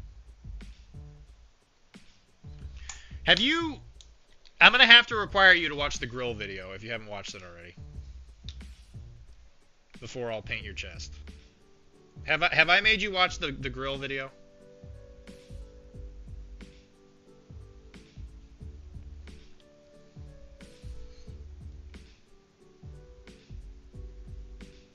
Where they talk about how nice the grill is? Here, here we go. No. Okay. Well, we're gonna have to remedy that.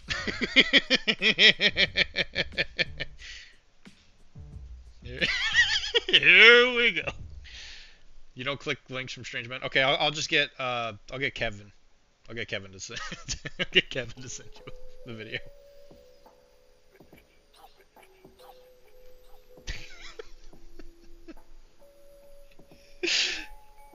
Thank you, Wilmar.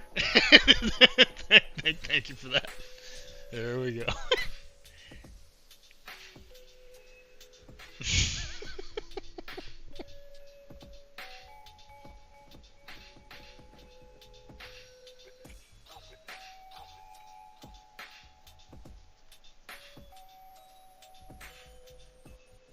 All I'm saying is I dare you to say, Wilmar, without a shadow of a doubt, that that is not a nice grill.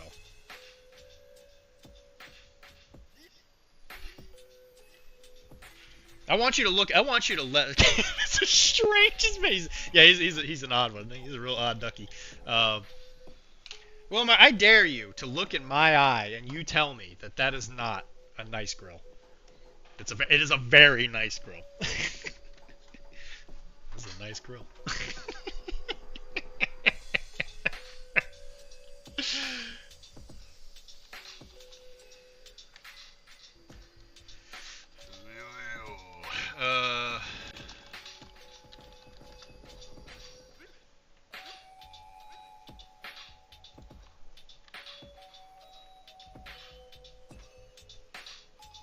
Well, you know what, man? I just got to tell you, that's a really nice grill you got there.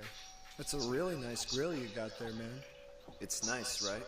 It's really nice. It's really nice. It's really nice. It's really It's nice. really nice. It's really nice. It's really nice. Check out this part right here. It's really nice. Oh man, I sent it to you.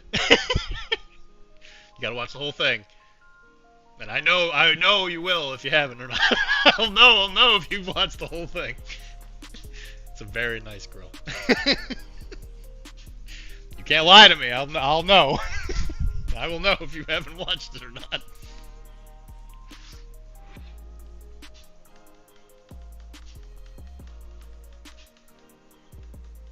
It's a very good encapsulation of what goes on in the mind of Dylan as somebody talks to me.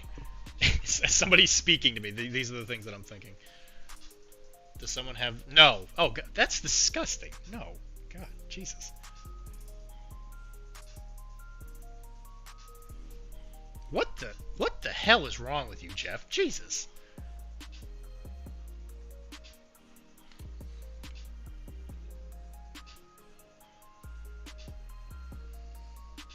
I can't believe you would think I would send you a video about something like that. Jesus.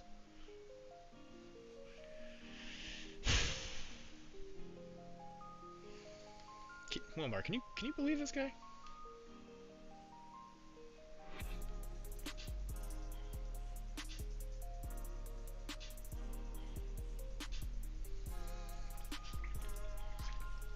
Dylan did. It's on his Patreon.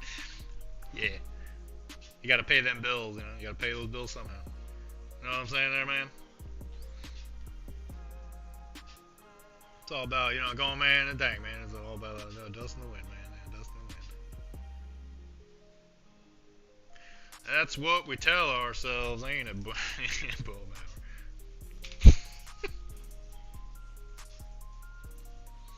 That's what we tell ourselves.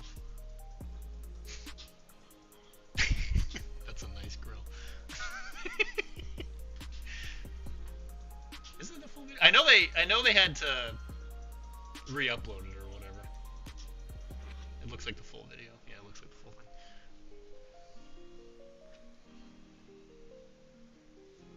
thing. Wilmar, we gotta have our annual get together to watch it together. Maybe we should do that tomorrow if you come over.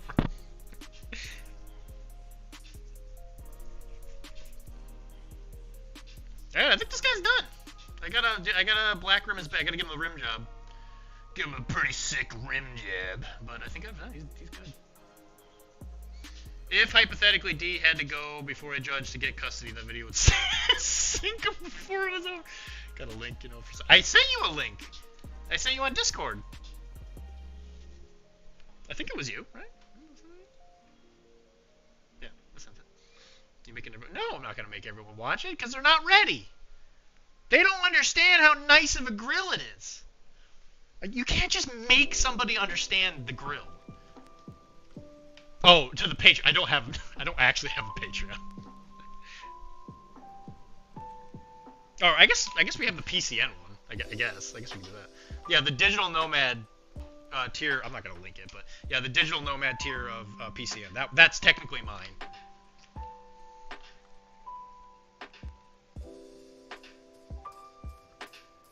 That should be, you know what? That should be the exclusive content that I make for the network. Is it, They wouldn't empty the grease trap. They won't empty the grease. You're damn right they would. And that's kind of just, that's disgusting because it's going to affect the flavor.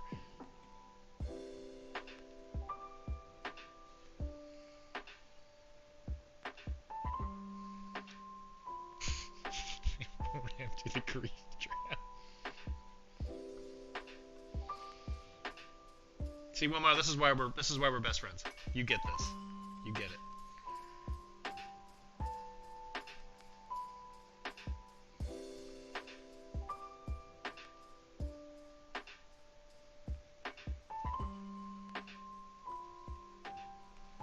It takes a certain kind of man.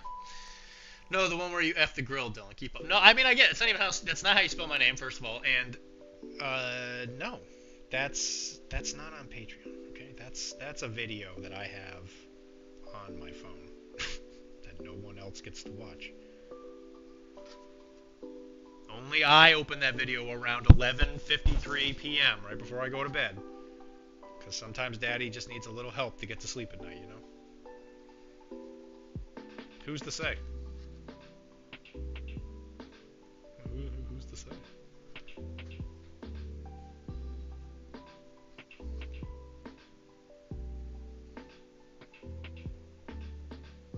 Do you think it's big enough?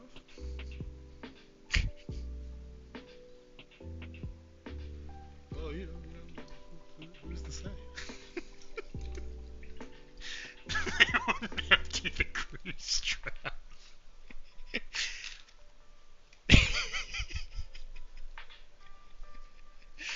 God, I love that video so much. It's absolutely one of my favorite things. Absolutely one of my favorite things on the internet. It just speaks volumes of what the hell is wrong with me. Oh my god. If they knew I liked that video. If I was in a court case. It would absolutely sink me. Damn it.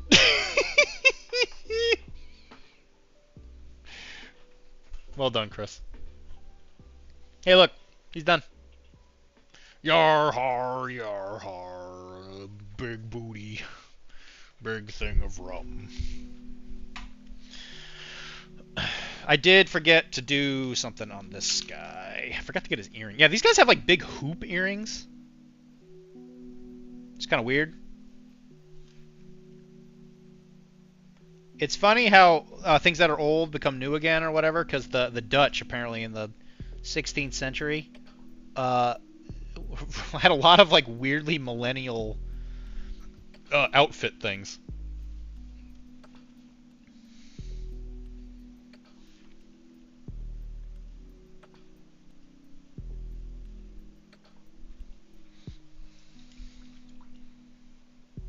That thanks, man.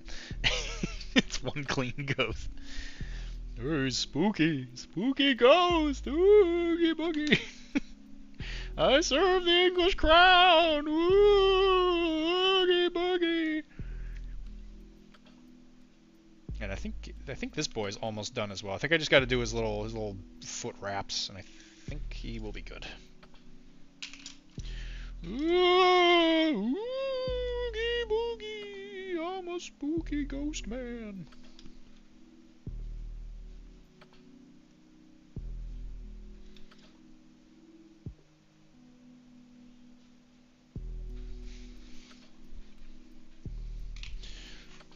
This is a nice grill.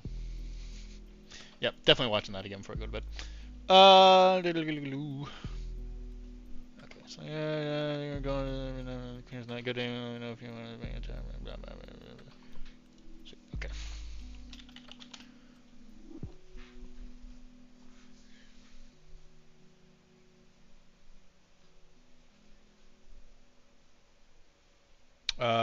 I'm just looking at it. What am I doing, guys?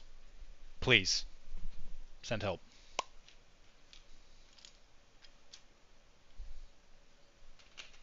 That's one clean ghost. You're really holding on to this bit. You know, I gotta say, I appreciate that, Wilmar. Gotta bail. Good night. Good night, Jeff. His name is Jeff. Yeah, good. Thank you for hanging out with us, buddy. His name is Jeff.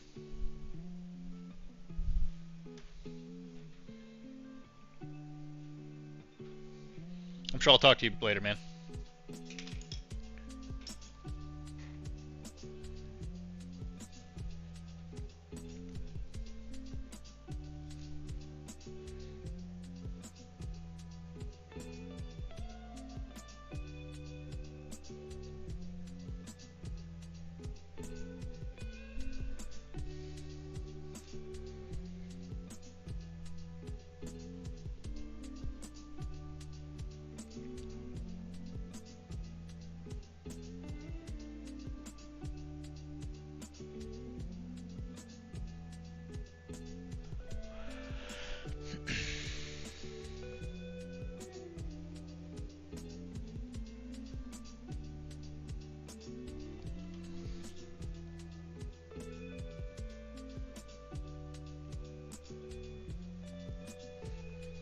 Wilmar, would you like to come on and help with professionally casual? That I have a few bits that have stupid time. It's true. You got them on lockdown. Certain ones, that's for sure.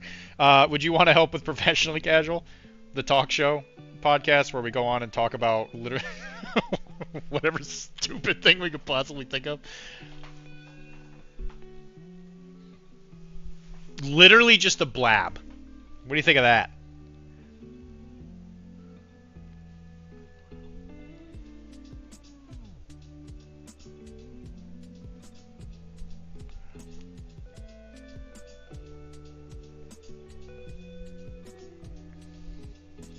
Huh. Oh, huh. Huh. You can say no. It's alright, man.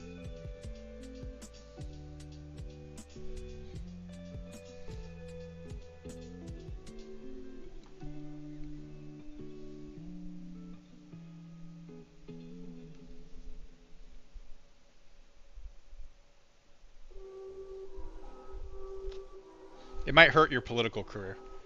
Isn't that what it No! Shut up. Arachne has topics. Professionally casual will not. Okay?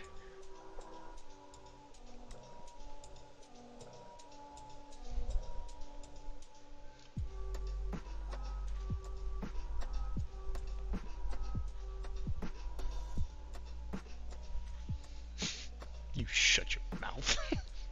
Leave Arachne out of this. Ruin my chance at the office. Oh god. Hey, how about everybody calms down, okay? How about everybody calms down and let Arachne, live its life, okay? Leave it alone. I don't know why everybody feeling the need to come in so hot on Arachne. Didn't do nothing to you.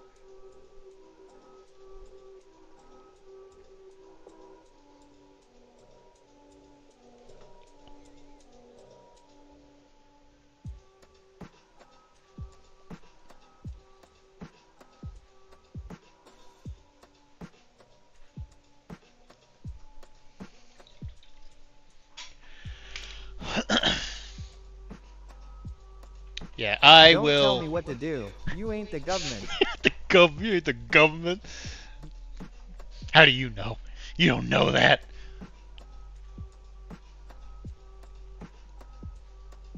The government wants to control your guns. If somebody breaks into your house and you don't have a gun, how are you going to shoot them? And what does it have to do with spiders? That's what I want to know. We talk about spiders or whatever. Shut up. You don't know. You don't know anything. What does it have to do with spiders? I log in, I listen to every episode, every week, and they don't ever talk about spiders. This show is clown shoes. This is the stupidest show I've ever heard. They don't even talk about spiders. It's so dumb.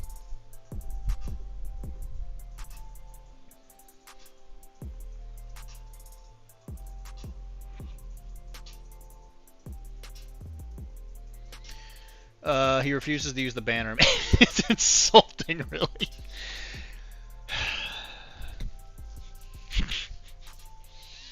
I'm about on the verge of just using it, I'm not gonna lie. Everybody just won't give me a banner. I'm like, can you just make a banner? That's like all I want. I just want you to make a piece of art. You know what? That's it. I'm tired of this game we play, Wilmar. This game of cat and mouse where we're clearly attracted to each other and we want to kiss. But we won't do it because of the ratings, because the ratings of the show will go down when we finally do begin our office romance or whatever. I'm just gonna use that art. You did make two. One of them was more inspired than the other. Well, the other one was just making fun of me. Two. It's fraudulent, is what it is. Hey guys, it's me, John Clown. I will not sit here and just hear this guy rant about things that actually honking matter to me. I am pulling with my clown posse and messing his dolls. Count your days, bozo. Oh no. Your clowns! My clowns, no! Pulling your clown posse, count your days. So I'm the bozo, but you have the clown friends? This isn't making. This is not making any sense. Pizza, you need to clarify. Otherwise, I feel no fear. Because a man who can't use grammar properly has no chance against my power. I'm just gonna warn you there, right? Where the heck is my ivory? I literally just used it not that long ago. Where the heck is it? There it is. I can do so, I can do so much better. Sorry, doctor.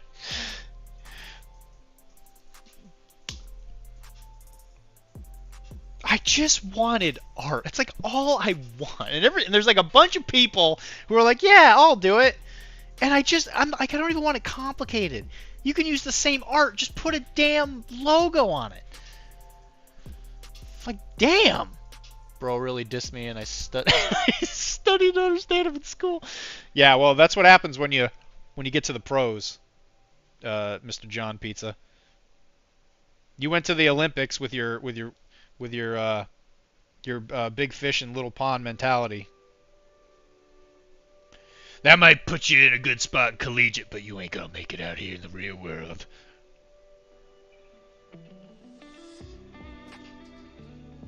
How's it going, Pizza? How you holding up, bud? How's Europe treating you?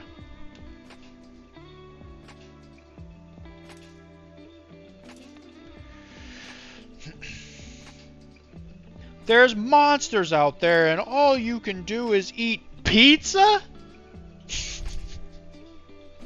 Life good. That's good. How's the doggy? How's the doggy and how's the wife? How are the girls?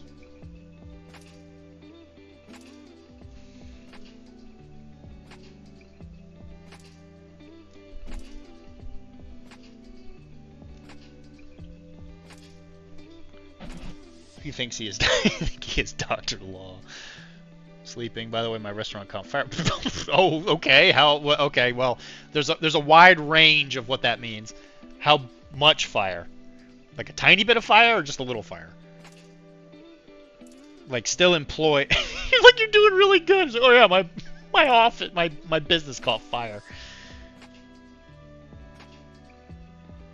Well, I mean, I feel like that was somewhat inevitable, wasn't it, Mr. Pizza? Because you said you were, like, working extra hours and all that. Like, you spend time in the kitchen, eventually something's going to get burned. You hope it's not the building, but I don't know. Maybe you do?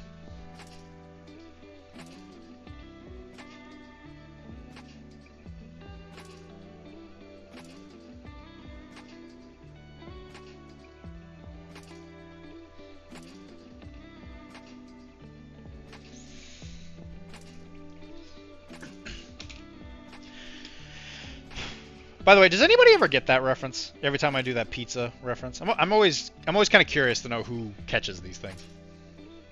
I didn't paint his knife. You call that a knife? Now this is a knife.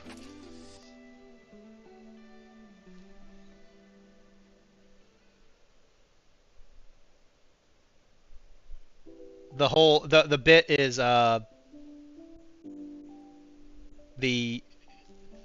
you're like you know, there's monsters around and all you can do is eat pizza. Does anybody actually get that reference, or is that just me? Or am I just talking to the wind?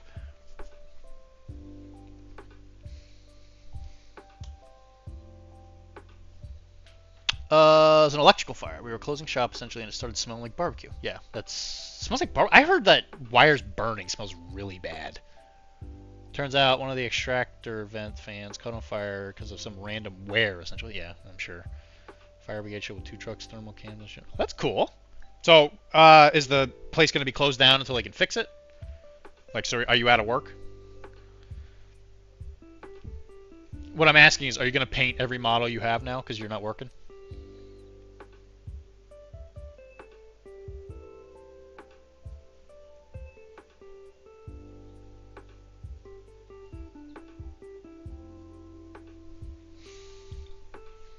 Today we were closed because fumes. Cool.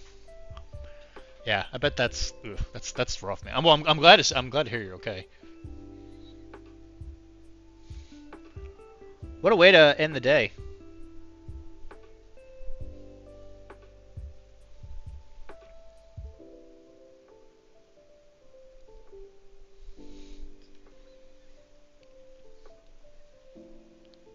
wanted us to open with a great prime corpo mindset. Don't let it get you down, guys. Let's keep working. But we said, yeah, right. What an enthusiastic workforce. Like your restaurant, what kind of restaurant is it? Is it like just like little mom and pop place that makes like, you know, burgers, or is it like are we talking like a Michelin level restaurant? Like what is it? Judging based on some of the comments you've made, it strikes me as you're more of like a mom and poppy type restaurant that makes like sandwiches or whatever. Oh, it's big. Okay, you are in a big place.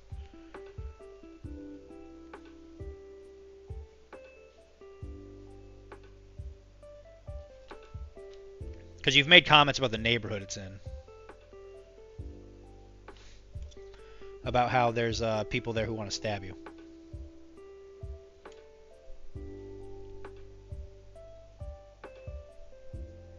But from what I understand, that's a pretty regular thing in the UK. Like that's what the U in UK stands for, is you like to get stabbed. It's like a unit. Yeah, okay. 67 tables. Damn, that seats like 4. That's pretty big. Damn. Okay. Jeez. All right. Okay, so you're like at a pretty big place. All right. Sweet. Is it like what's the theme? Is it like Italian?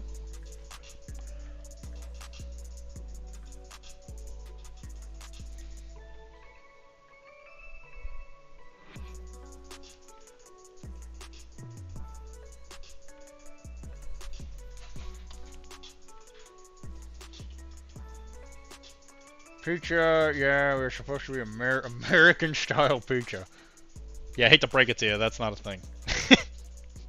American style pizza is like 5 different kinds of pizza. Are they thinking like New York? If they're thinking New York, then yeah, I get that. That's definitely not the best American pizza. I'm more of a Concord guy myself. I've fallen in love with the Connecticut. So one thing in Connecticut I like is the pizza.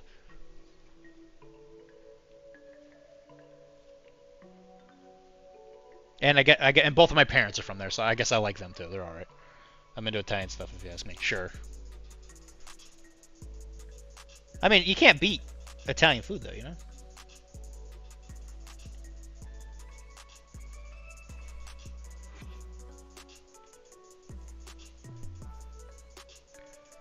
Like, do you pull any dishes from, like, because I know you've talked about your grandma and some of the food she's made. Do not include... yeah, pizza. Chicago pizza is not... Yeah, I've had it. I actually really like Chicago pizza. I think it tastes really good, but it's definitely not. It's more like a lasagna, in my opinion. I'll die on a hill that Chicago pizza is like it's essentially a casserole, right? Yeah, it's definitely not pizza. No, I agree. I'll die on the hill. I'll die on that hill. I mean, it's ultimately a pointless endeavor, even thinking like if whatever it is, like you're gonna eat it no matter what, but yeah, I definitely do not think that it is pizza. There's no way.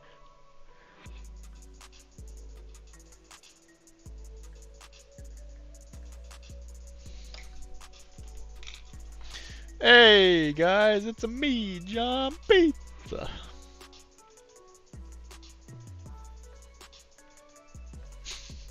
He made 2! I actually studied under some Italian guy for a year, and now I'm here. He'd be disappointed.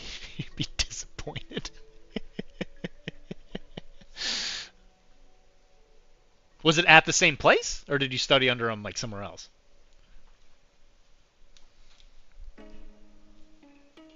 By the way, you can tell me to shove it. You don't have to answer any of my questions. By the way, I'm just curious.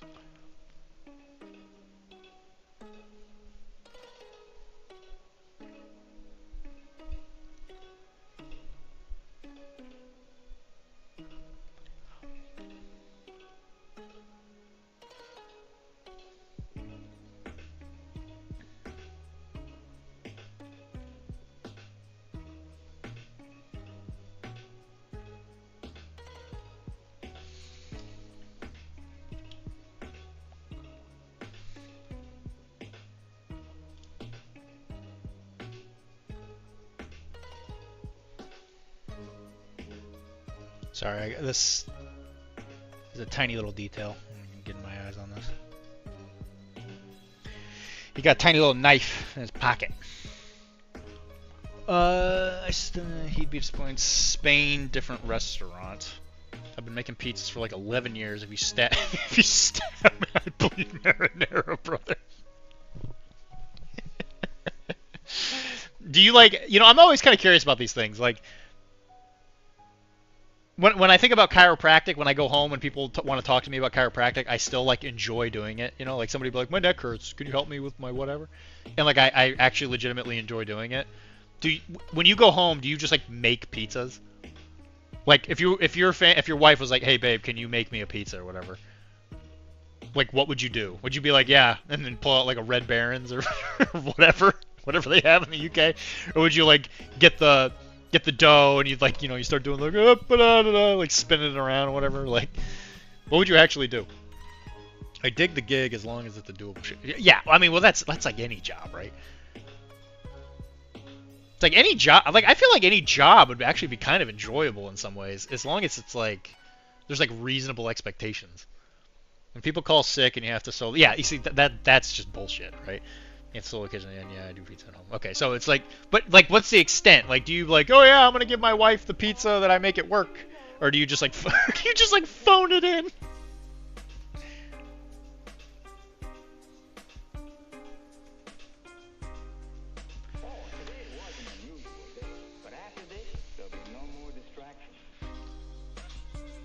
Because I've been told that that's amore. When the sun in the sky, it's a pizza pie, it's amore. When the moon's in the sky, it's a pizza pie, that's amore.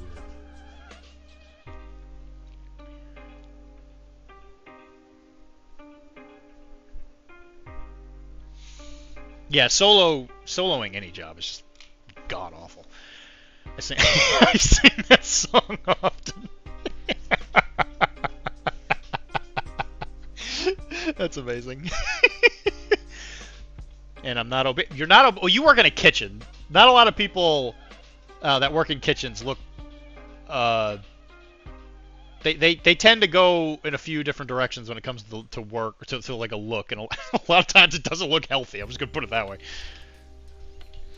I eat people on average like 6 times a week, and I'm not obese. Well, I mean, you're back there like flinging pizza. Like working in a kitchen's exhausting.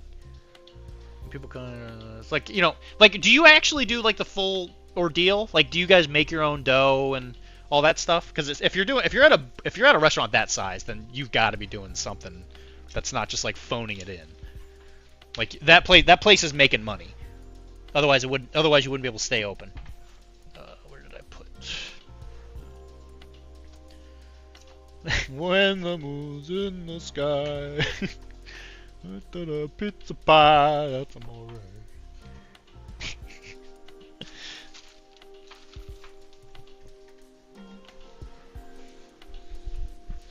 So one of my wall paint racks fell off, and some of the paints that I was making sure I did not lose might have gotten lost. Oh, there it is. Good. And so we were gonna rehook it today, but I forgot to pick up hooks. Okay, so you literally do the whole thing. Yeah, dude. If I ever come to the UK, I'm definitely gonna stop by for a pizza.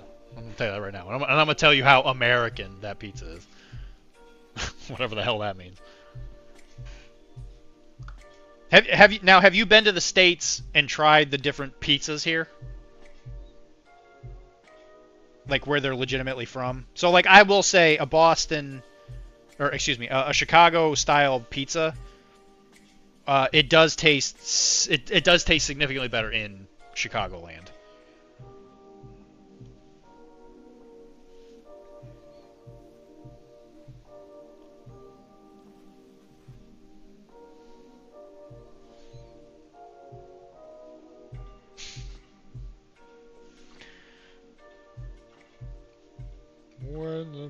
When the moon's in the sky, it's a big pizza pie. We prepared enough dough yesterday for 300 individual pizzas. That's crazy. And about 200 sharing ones to put it on. 200 sharing ones to put it in numbers. I haven't, but I'm a pizza purist. I believe that the least stuff in, the better kind of deal. Funny thing is, the best pizza I ever tried was in China. It's in China. Interesting. Is it the MSG?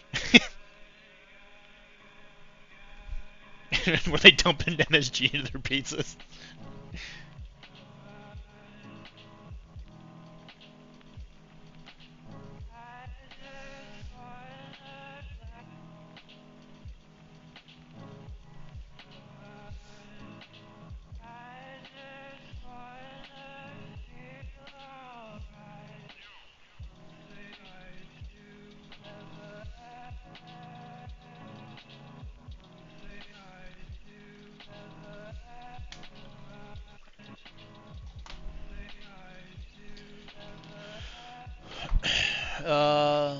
No, dude, Chinese people are cracked at doing doughs and all that. Really? That's interesting.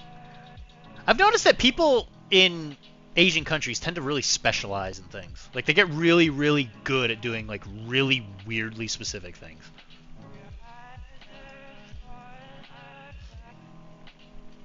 Like, I'm not sure if that's, like, a specifically, like, Chinese thing, or if that's, like, a specific thing for just, like, maybe, like, Asian cultures, but that's definitely something you see a lot. Like, I'm not sure if, like, family generations is the way to put it, but they really, like, get good at, like, a really weirdly specific thing. I'm curious, what are y'all's go-to for pizza toppings? I am a pepperoni and olives guy. That's my usual go-to. I'll eat pretty much anything, but if it's me specifically and I get full creative choice, pepperoni and olives. Approve. Thank you. Thank you. I appreciate that. I got pizza's approval. Thank goodness. Approve. Thank you. Thank you very much.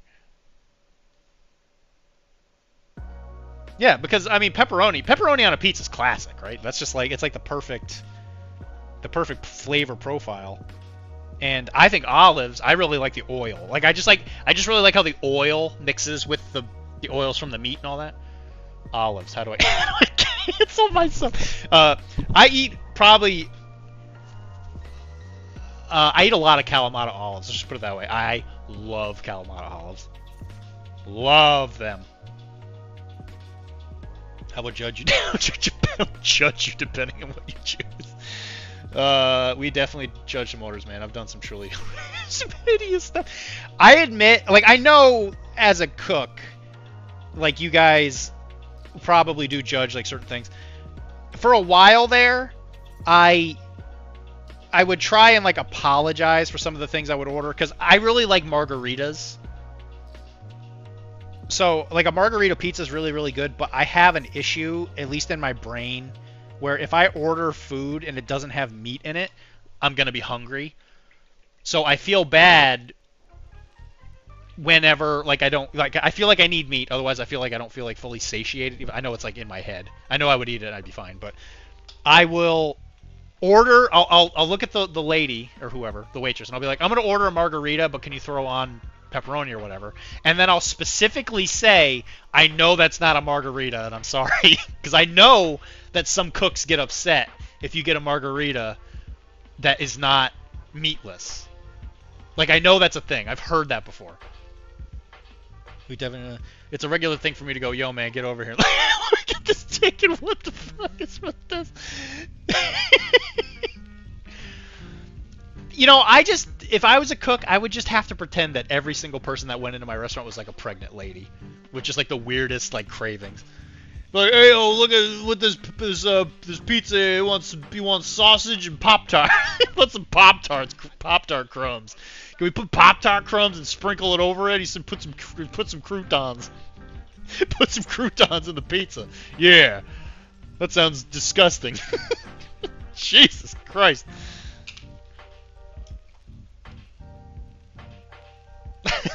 I've done some horrendous stuff, man. I just want to be put out of my misery. Please, just kill me. Just put a bullet in my brain. Give me some for the pain and let me die.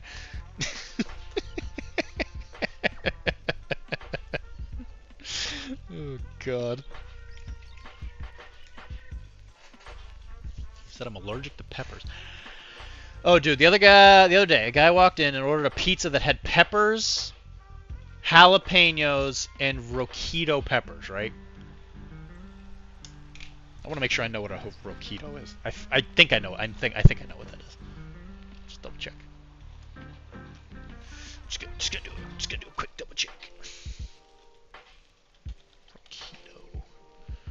Okay, yeah, yeah, I know what that is. Not a big fan of roquitos, actually. Now that I think about it, I feel like they give me migraines.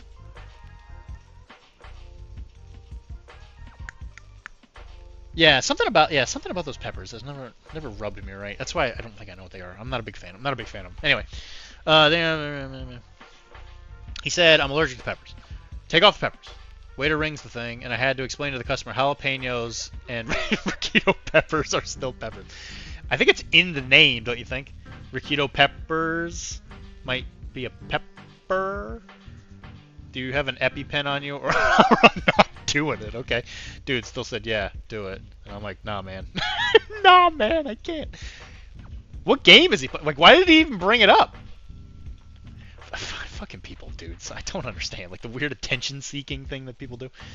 Okay, I'm gonna word this out just to make sure I understood what happened. There's a dude, okay, he comes into your restaurant that serves pizzas, and he comes in, and he says, I want a pizza. Oh, is it one of those like pizzas that's like oh yeah, it's called the Rap Stallion or whatever, and it has peppers on it? And then he tells you that he's allergic to. Okay, it's one of. So he didn't like come in. I'm thinking he's like a psychopath, where he comes in and he's like, I want these specific things on the pizza that I am allergic to. Can you put this on the pizza, please? Because I want to die. Because I specifically want to die. Just like just comes in. Can you put everything I'm allergic to on a piece of dough so I can eat it? Like, what the fuck? Why would you even bring it up? Like, why would you bring it up if that was the case? You'd be like, yeah, can I just have this thing? And then secretly in my brain, I'd be like, I can't wait to die. I'll eat this pizza and die on my own time. And I'm not going to bother this guy who makes pizzas. I'm just going to die on my own. Just like to die on my own time. All right. The other people are insane. You're not wrong. The other guy. The only thing that's not a risk we can offer you is water. The other day, we had a lady come in, and she said she was allergic to tomatoes, and we literally went, for your sake, please don't eat here. Could you fucking imagine? Oh, no. Why would you go to a pizza place if you're allergic to... I mean, I guess she... Like, obviously, there's contamination issues. Like, I'm sure that happens in the back, because, like, I'm sure tomatoes are touching everything. But she could get a white sauce pizza, right? Do white sauce pizzas have tomatoes in them? The one that's like a white sauce base? Because that's not tomato, right? That's oil. It's like an oil base. They're delicious, by the way. I love them. Lady comes in, it's allergic to tomatoes. It's like asking someone to put you on a grill. It's retarded. Well... How nice is the grill, though? No, they don't, but man, the cross-contamination... Yeah, I can only imagine, right? I can only imagine that kitchen is filled with tomatoes. So, I mean, I guess I could kind of understand, like, why she would come in. Because, like, there are pizzas without tomatoes on them, right? Because, like, I know that in pretend land, we like to think that we properly clean and sanitize every single thing we work on and all that, but I know it doesn't happen that way. I've worked in a kitchen. I know we don't. Because I worked at a deli, and, you know, you'd get these people that would come in, and they want some...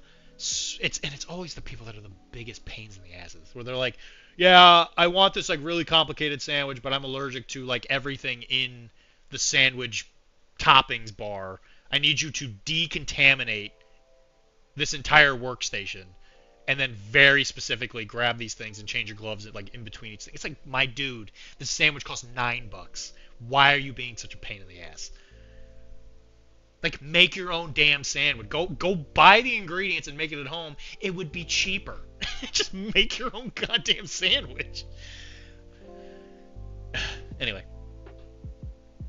In my head, it's quite funny that the guy who thought hot peppers were not an allergic trigger for him, he probably doesn't realize that allergic stuff makes your mouth tingly. That's true. That and a good olive oil. The phytocalciferols or whatever is in olive oil that makes your mouth tingle. That stuff is so good, but you need a really good olive oil for that. That's a whole nother conversation. We have a regular couple that comes and orders a margarita with no tomato and cheese. No tomato and cheese. So it's not a again. This is that discussion I was just saying though. That's technically not a margarita, right? But like what? Okay, as a person that's in that position, what do I say to not feel like an asshole when I walk up and I say, it's just bread. Yeah, my mom does that actually. She specifically goes to restaurants, orders pizza with she wants no cheese and extra sauce. And I'm like, Mom, why don't you just get like cheesy bread or something? It's like, just save yourself the hassle. She's like, no. And then she wants him to like overcook it. It's really weird. Every time I go eat with my mom, I'm like, what the hell is this? I'm just like, all right, sure, whatever, Mom, whatever makes you happy, I guess. And she's from Connecticut, so she has that Concord style pizza. So she likes overcooked pizza anyway. I say overcooked with love. I love Concord style. Concord style is really good. I like it crunchy. Anyway, yeah, so let me ask you that question. So tell me, pizza, if I were to come to your restaurant and I was like, yeah, I want a pizza that has all of the stuff in a margarita, but it has meat on it. What do I say? Do I describe the pizza and just not say the word margarita? Or do I say, hey, can I have a margarita? Can you put pepperoni on it? I'm so sorry. It's not actually a margarita. Please don't spit. Please don't spit in my food. Because I feel bad. I'm sorry. So it's bread. It is bread. Nah, just order whatever. We only judge if your combination happens to be on the menu under a name. Okay, that I can see that, sure. And still, it's understandable. I don't know. I've just learned over the years that people don't like to read. You know, like rule books. That comes up a lot with us, you know, where you'll just be like, yeah, you know, whatever, we're doing our thing, and blah, blah, blah, and then, you know, nobody wants to read the damn rule book for the game. Not that that's ever happened to me. No siree. No siree, Bob.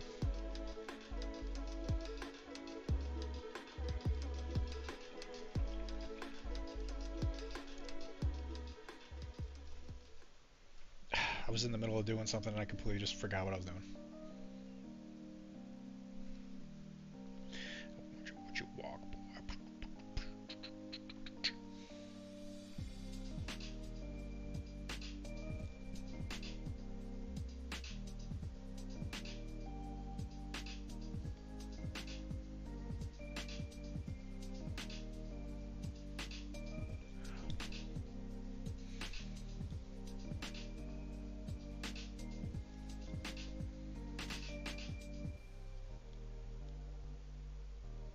This guy's got a big old boomstick.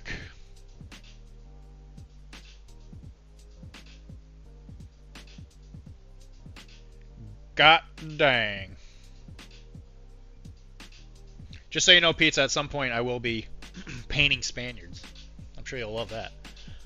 D, have you been to Santarpio's in East Boston? I have not. Let me write it down.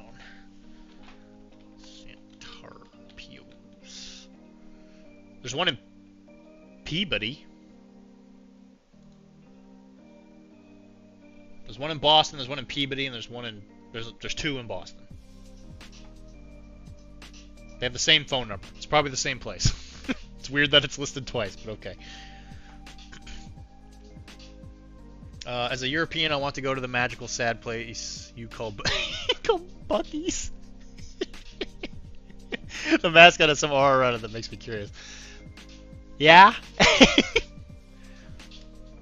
Do you think the Peabody one would be okay, or do I have to go to the one in the city, Chris? Yeah, the Buc-ee's thing is weird, right? With the, I think is it an otter? Is that what it's supposed to be? The Buc-ee's? It's a gas station. Where are Buc-ee's? Is that like a West Coast thing? I feel like I don't see. It's a beaver. Okay. I don't think I've seen one in Mass. They're not in Florida. I'm pretty sure they're not in Florida. Yeah, Tennessee, Texas, Virginia. Okay, so it's south of us. Dylan was born in a Buc-ee's. I was? Holy crap. That's so cool. I didn't know that. I thought I was born in Arizona. It just looks so pleased to be who he is.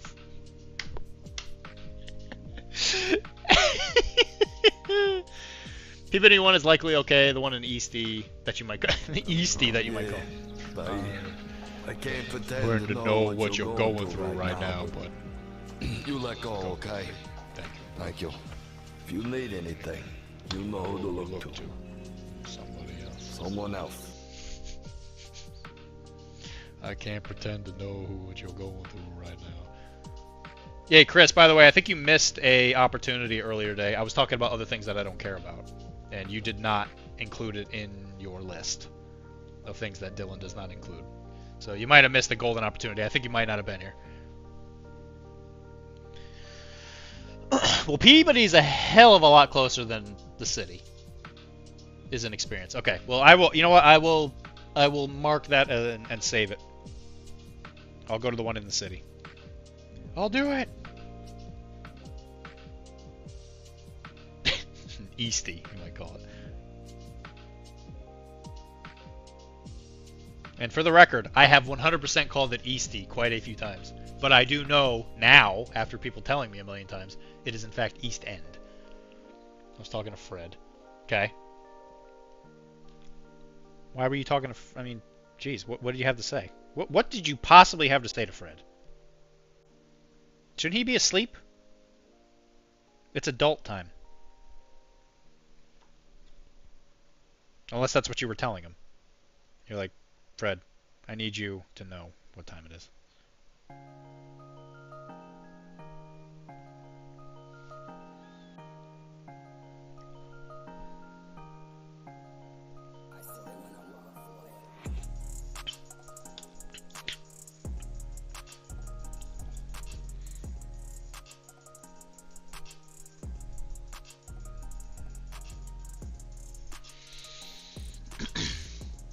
Went on a rant about Infinity and we all know he hates that.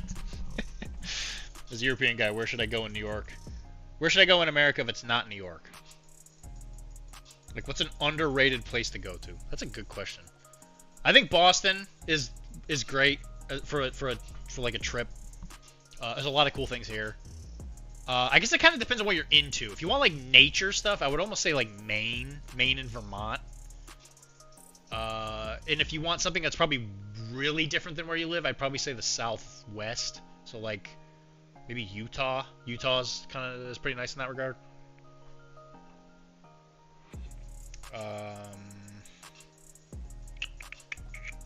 Yeah, I would need like an activity that you're interested in. If you're interested in like hiking and stuff, you're gonna go probably more west. And then if you want like more city type activities, you're probably going to be on the coasts. Probably. Me walking to St. Wapple. I actually don't know where he lives.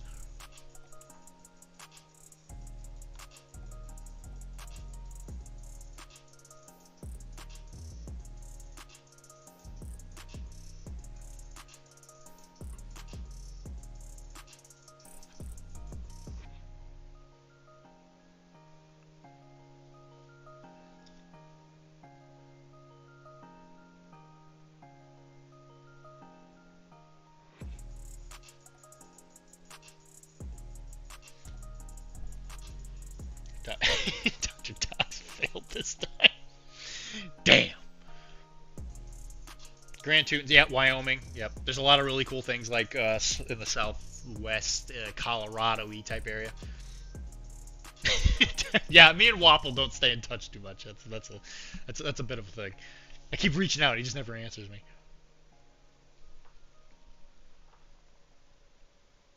Yeah, like I said, what kind of thing would you want to do while you're here? Because there's like America's really big. I think people forget that aren't from here. Actually, I think a lot of Americans forget too. America is really big.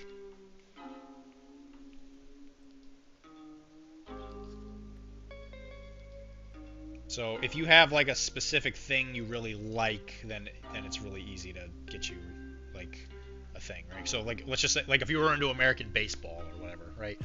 Upstate New York is great because Cooperstown is there. There's like tons of like just beautiful countryside, but there's also like really nice towns up there, like Fort George. Actually, we were talking about that earlier before you got here. Food related, it's relevant. Okay, so you got a specific food places.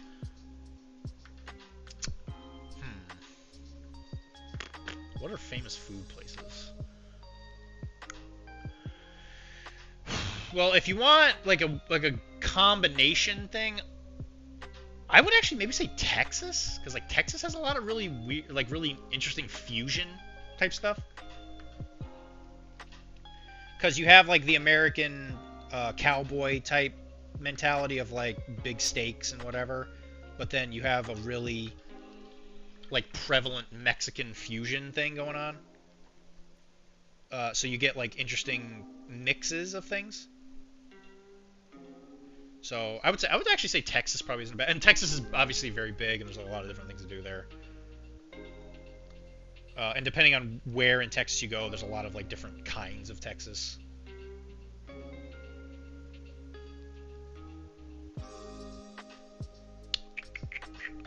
Food-wise, what else? Where does Weird stay at so I can camp outside their offices dressed as a rhino on the sad side? They're in... I know they're in Georgia. I don't know... I don't remember where, but I know they're in Georgia somewhere. I'm pretty sure it's on their website, wherever their address is. I know it's Georgia, I just don't remember where. I don't think it's a major town, last I checked. You know what, I'll just check. Here comes Dr. Docs. Here comes the Dr. Docs. We're going to figure everything out about him. We're going to stalk him. Then we're going to get him. Marietta. Yeah, they're Marietta. 4th edition Ultra killed the local league we had going at the moment. Oh, that sucks, dude. I'm sorry to hear that. You guys were doing 3rd edition, though, right? Right? Did it kill your league because you were playing 3rd edition, or did it just kill people wanting to play the game? Weird is weird. A good one, actually. I'm into that. Yeah, I think Texas would be interesting because there's a lot of variety of what you could get. 4th edition Ultra people are figuring out if they want to stay in the system or not. Like just like 3rd specifically, or are you talking just Malifaux? The transition we had like 20 players. Ooh, man, that's really good. Ooh, that stinks. That sucks. But yeah, again, I'm asking: is it specifically 4th they don't like, or is it, are they going to 4th from 3rd? Because I know you guys were holding out.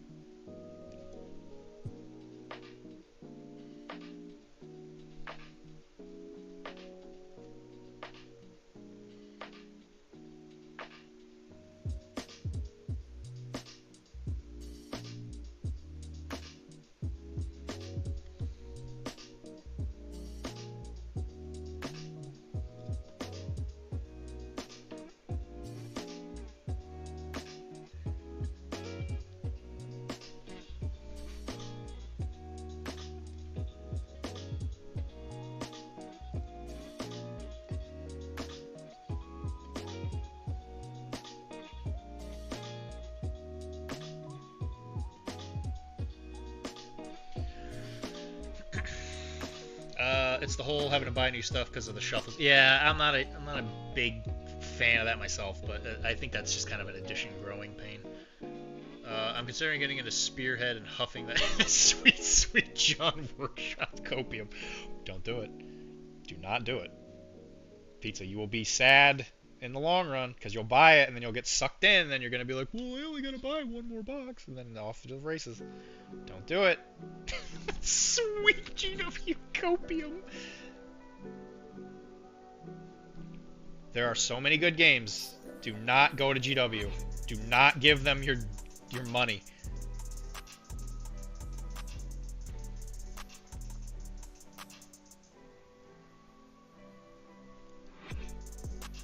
Wilmar, weren't you, didn't you recently, like, try and, like, re-get into it again? I know you've had your issues with the new edition, but for some reason I feel like last time we were talking about this, you said that you were, like, trying to come back to it. Or did I imagine that?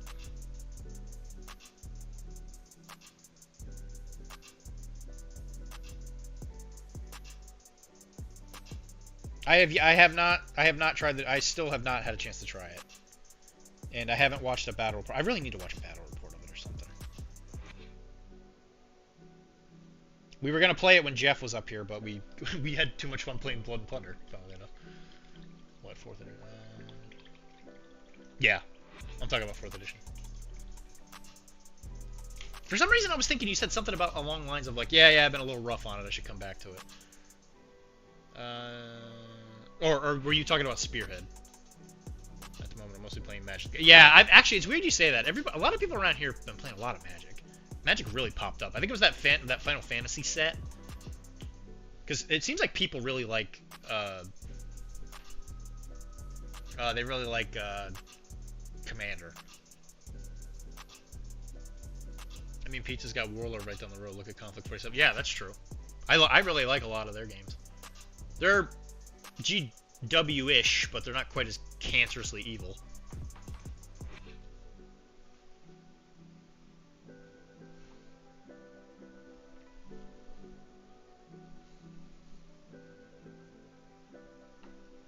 Warlord at least pretends to act like it cares about you.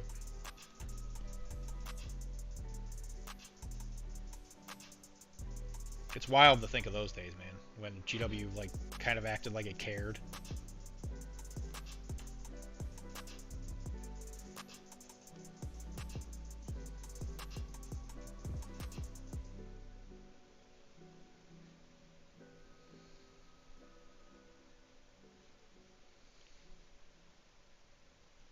Those were the good old days. 4th is fine. The transition killed my momentum with 3rd, and now the best edition of any game I play is now MCP with extra stat. yeah, I remember talking about that. And while I will play it, I don't care to pursue it like I used to. Yeah, that's fair. Well, you're about to become a world-level Blood and Plunder player, so...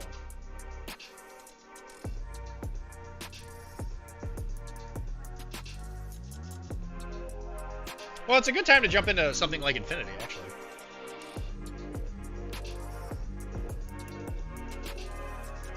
Because you'll get that kind of deep crunchiness kind of game.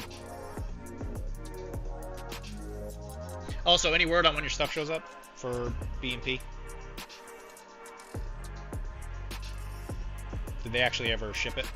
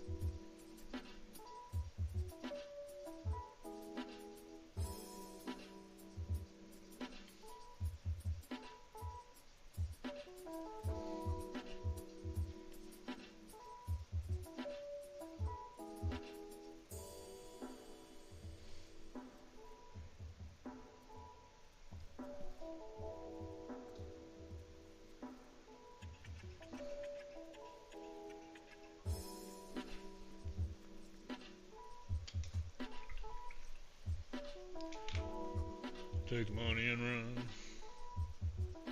I don't care to pursue it like I used to.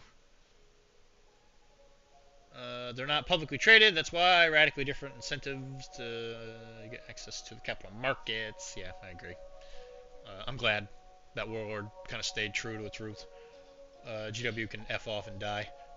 I think my gang grip is friends. All utilitarian models like scheme runners feel samey across factions. I mean, yeah, because it's mostly just like because they kind of dumb down the way it works, just like the way scheming works. I think in general, at least that's what I felt like when I looked at some of the profiles.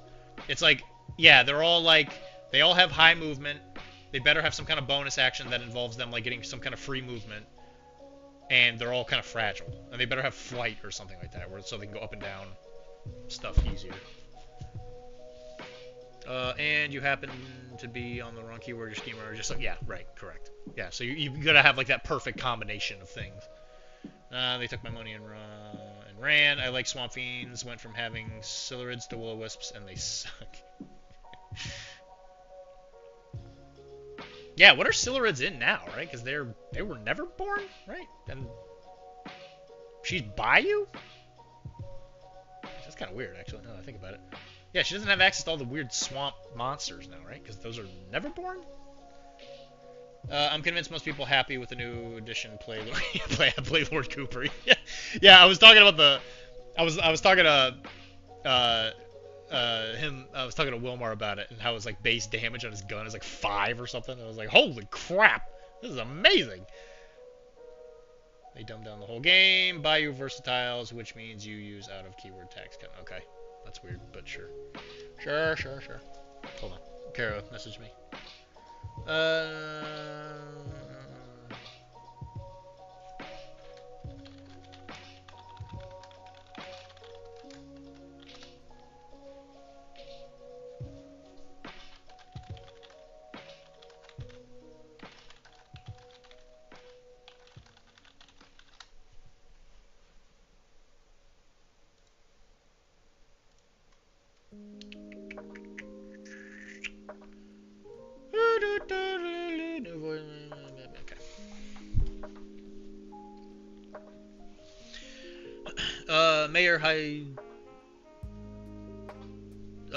Mayor highlight was seeing a Pandora player use self-loading 3 times on Cooper, making damage to himself. Just put the gun to his head and blows his head off. Oh God! Peek. Peek. I don't know. Like I said, I still like the lore. I like the models. I'll play it, but I don't know. I even discovered at the end of the last edition, it was like, yeah, I don't know about this.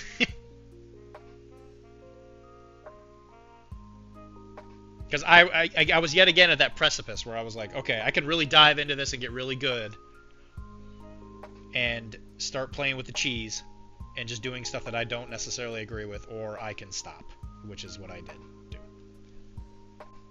Because I knew that going hard on that game would have been work, and it would have not been what I wanted.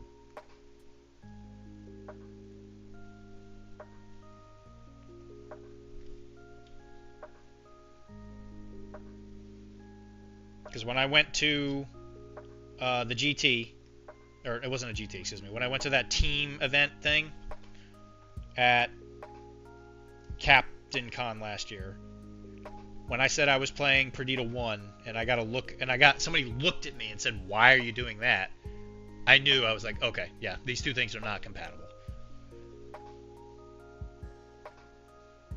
And it's not a game thing. It's definitely a me thing.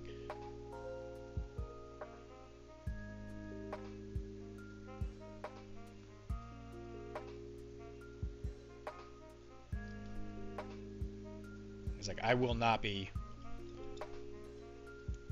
like, I don't want to say mocked, because I wasn't really mocked, but I can't play a game where the thing that I like the most is like just not playable. And I felt that way with MCP, with Daredevil for the longest time.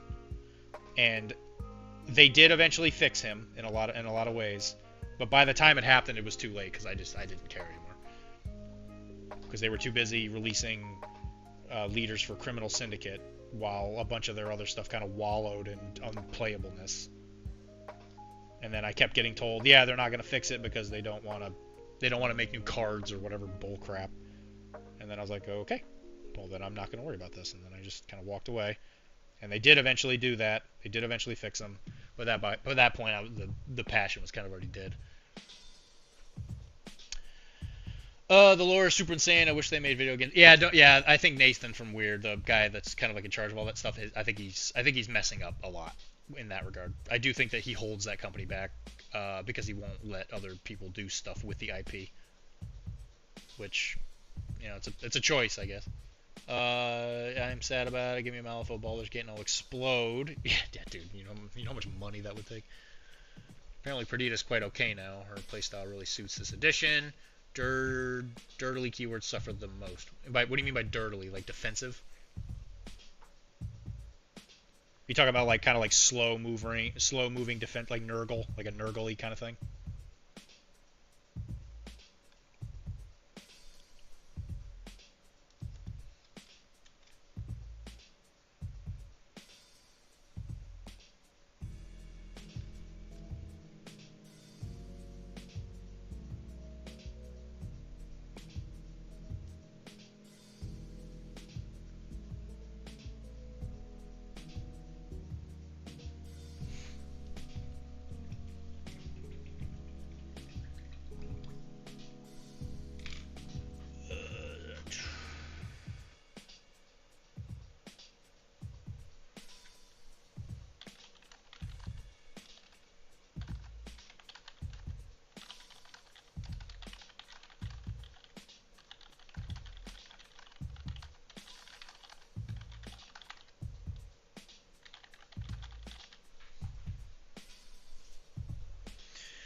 Rube Goldberg Machine Crews. Like, this model will do X, so this model will do Y, therefore allowing me to do A. And they said that they're suffering this edition? Good, because fuck them. I hated those crews. Those were agonizing to watch. I hated those crews. Like, I watched McMorning. He was like one of the last people I played in the last edition with the poison mechanic thing. I watched that and I was like, what the hell is happening? He's like, yeah, you know, this guy moves and he drops a puddle, and then this guy, he walks, and since he's touching the puddle, he can pull the puddle, and then when this guy walks through it, he takes a bunch of damage because it's poison and specifically catalyst and blah, blah, blah. And then this guy would explode, and that makes it so that it turns into 3 corpses, which makes it so you can do this thing where you summon a flesh column, and I'm like, why is this a thing? Why is this a playable thing? This is stupid. Euripides in third is so well designed. Yeah, that's probably why nobody liked him. Because he wasn't stupid. Like, hey, look at my quirky free 12 inches of movement out of deployment. I've always hated those crews. Just in any game, I hate those things. Perfect amount of themed rules. They were wrong. They were wrong.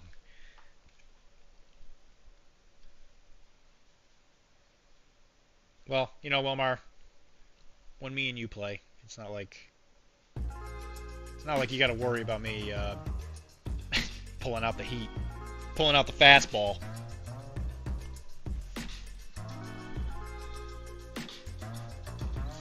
Euripides is apparently their second best-selling crew. And never really. That's kind of neat. I wouldn't have guessed that. Massage on the Ice was amazing. That's the one with the terror check, right?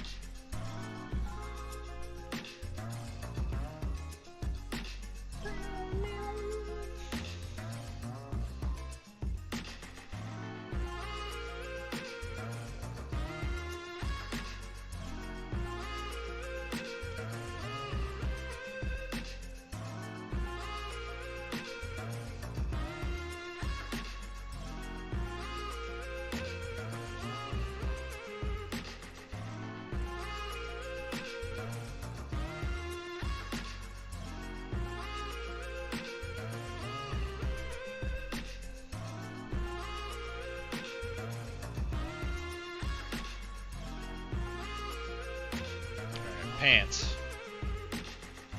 We should do the pants first.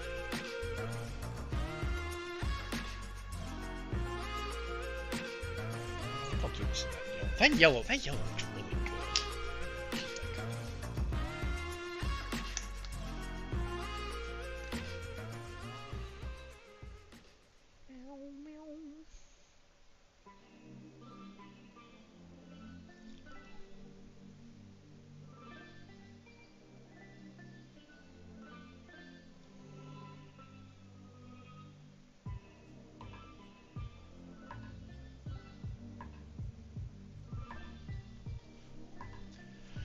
Oh yeah, the power phase. So he will always end up being tweaked down the line, I guess. Thune, good old Thune. Calvgeist were too much, I'll admit. Yeah, Calvgeist were a little much with that movement thing they did. The amount of yeah, right. Yeah, I was just saying that. I was like, holy crap, man, those things were fast. Oh lord, a local player in our area ran 2 of them, and it was like fighting a crew of cocaine yetis. Uh-huh.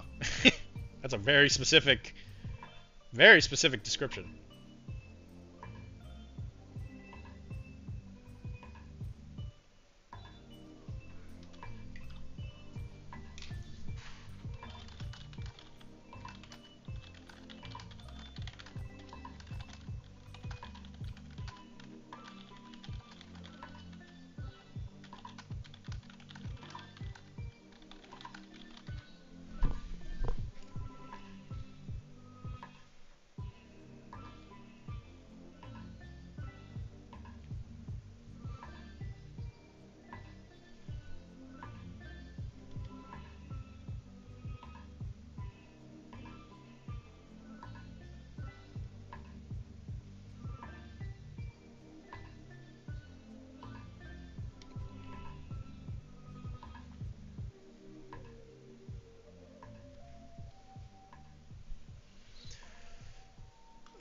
Asking him, what's your threat range on his model? Oh, it's in like 32 inches.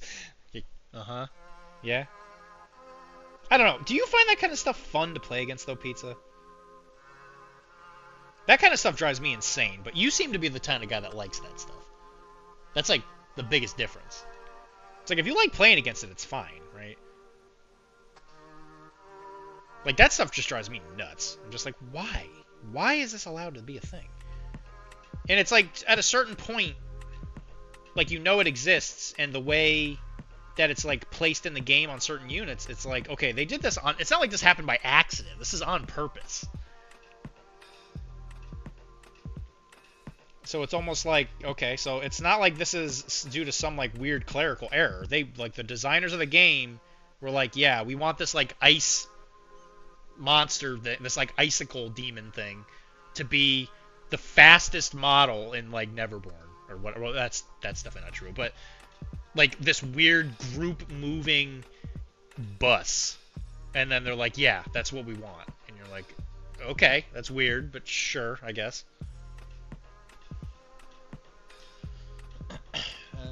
I'm happy that knowledge check is gone. Yeah, knowledge check was bad. It's not good for any game. Third edition has so many cheesy knowledge check. Yeah, 100%. And it's kind of weird, right? Because if you don't know the knowledge and then they do it wrong, like, how the hell are you supposed to even, like, catch it? Because, yeah, that definitely happened with the McMorning thing. I was like, I just stood there and watched him. I was like, I don't know what is happening. And I didn't not believe him. But, and I wasn't upset at all. But again, I'm just like, why is this allowed to exist? And maybe that's just an issue of a game that has existed as long as Malifaux has, and with the model range that it has had. Like, I think maybe that's just like kind of an inevitability, because you have to constantly have models that are, you know, like trying to provide their own identity. Otherwise, people just like don't buy them, right? Because I mean, you see that all the time. How much? So like, as a good example, those windsurfer guys that were in whatever Tiri's keyword is, the guys with the, you know, that I'm talking about, the ones with the surfboards that looked like really cool. Like the model itself was like really rad, but apparently they were just not good. How much did that sell? That's the question. So like the models look great. I think people who play that faction probably bought them. But do people buy them when they're not good? That's kind of always been my question. Dreamer's quite easy to play, but if you want to counter him on a first game, not happening. Yeah, no doubt, with the way the summoning mechanics work. At least, I don't know how he does it now, but like back when it was you had to fail the willpower roll thing, like it was weird because like Kara really tried to do it, but I would just pass the willpower roll, and there were ways for you to fail it, right? If you just put certain models in areas and you have like negative flips and all that stuff, but she could never get that machine to work because she just didn't try to learn it, first of all, but she just like couldn't do it. Yeah, or you get gotcha'd, right? Exactly. When every model matters so much, you better account for them individually, right? Dreamer is super fair now, I'd say. That's good. Yeah, have there actually been any like models that have kind of proven to be an issue as of yet? I've been told by people that apparently rezzers are considered like really bad. Like I guess a lot of the playtester people think that rezzers are like not good. And then Brandon won like a local event with him. But he's a big Rezzer guy.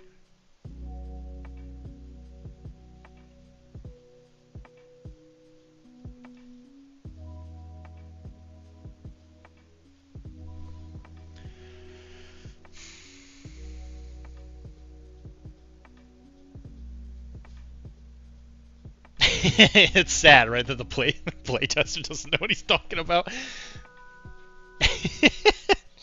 You know, I'm helping develop the rules for this game that I want to succeed. By the way, I don't know what I'm doing. I never actually read the rules. Which happens, unfortunately, probably a lot more than we would care to admit. 10 Thunders are eating good, though. Like, yeah, of course, 10 Thunders always do great. Dreamer soon. Speaking from the model shifting factions. Yeah, because who did 10 Thunders lose? Because all their masters, except for, well, at least as of like before, because Misaki used to be dual faction, but Misaki wasn't dual faction, right? Because I think back in the day she also used to be outcast, but I don't think she was anymore.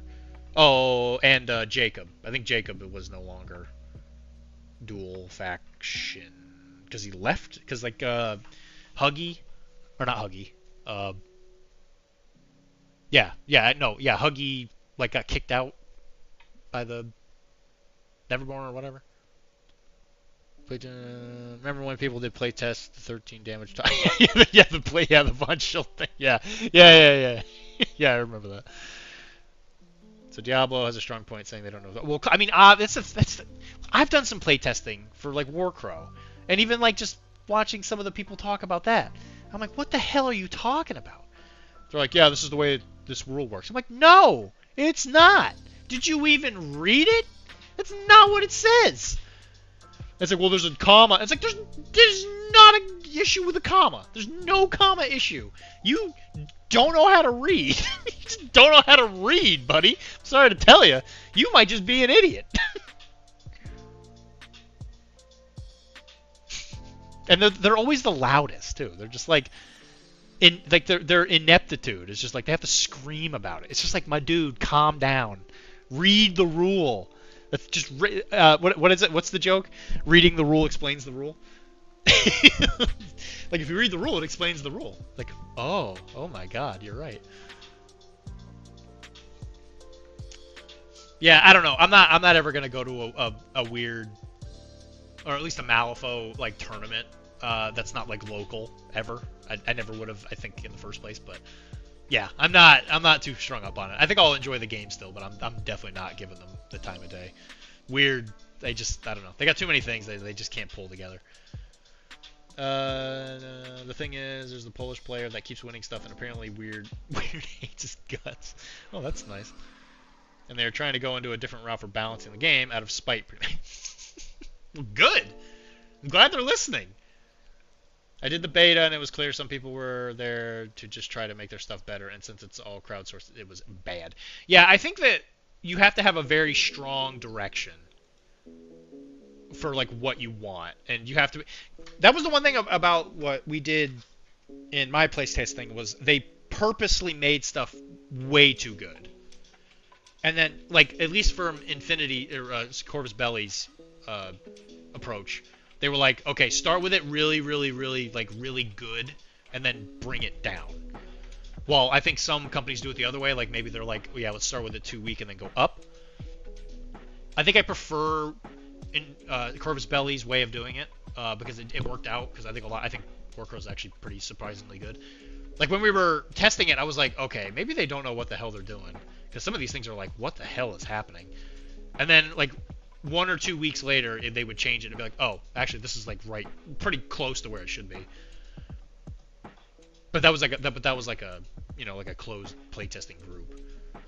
And I know some people who do stuff for AMG. I'm not going to say names, but I do know some people who do it, and they kind of talk about the process, and it sounds really familiar, and at least in that regard. And they do seem to listen, but then all of a sudden, randomly, they'll just be like, yeah, we're listening to what you said. Okay, it's going to print tomorrow. We're going to completely change it to something that we didn't even play test. Okay, there it goes, bye. And then you're like, why? Why even have playtesters? I think my keyword should just shoot laser beams. Kapow, boom, bang, boom. Yeah, kill everything with one hit. That's what makes a good game. I like to kill the things real easy, like. I'm the best. Some keywords are low-key busted because they got no feedback. And again, I think that was a big issue with 3rd edition too. Like, some of the keywords were just like horrendously not, like, they did not pay attention. I would say Oni was one of them. Like, Oni was bad. I don't know who helped playtest it, but they didn't do a good job. It was bad. They did a real bad job.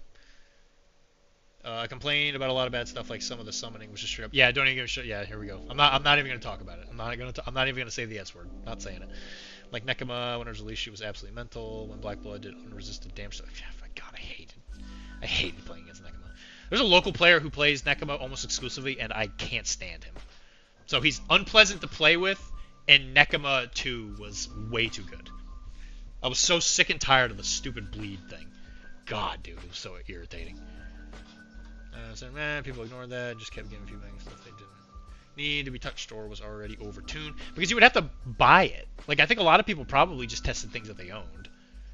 Imagine she didn't happen to be the demon lady and she got no feedback. She would release like that. They rushed this release in shows. Yeah, I honest to goodness think that they didn't put a lot of thought into this edition until, like, when they announced it. They're like, okay, well, we gotta have a new edition or something. People have been talking about it. Okay, let's do this. Alright, here we go. Bye! Goodbye! Goodbye!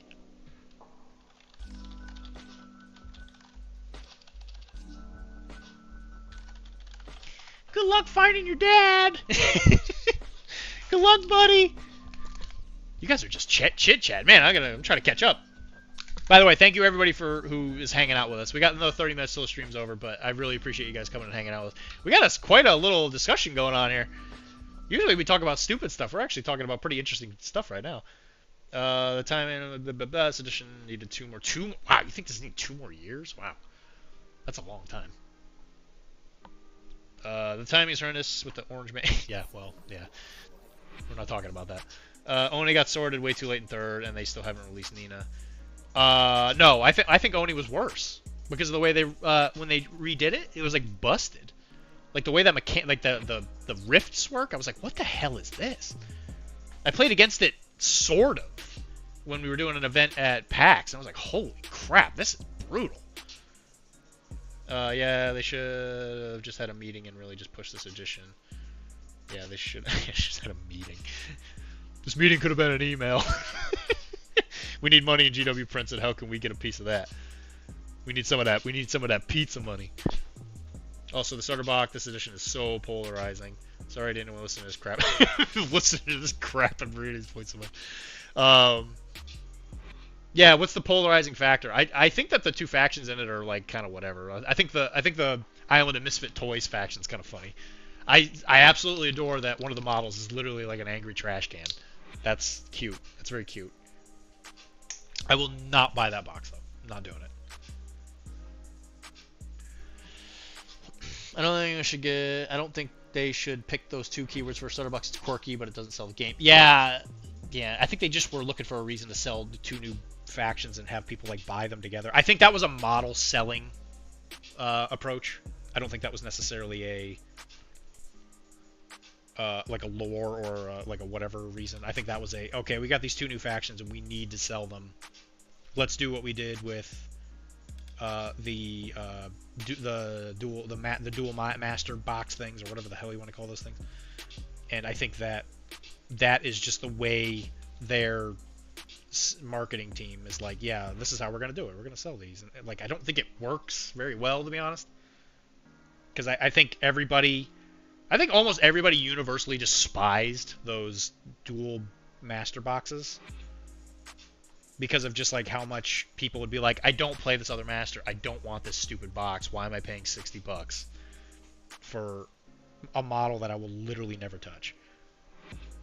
But I would say from a marketing standpoint, you know, it's brilliant, right? Because you make more money, one. And there's also the opportunity that if somebody were to buy it, they'd be like, oh yeah, you know, the Perdita Ophelia box. I've kind of been interested in Ophelia, and I have this other model. Let me buy a whole new keyword. Like, I think that was at least a part of the approach to that. But, you know, who knows? Look at these yellow pants. 4th edition reignited my depression. Holy shit.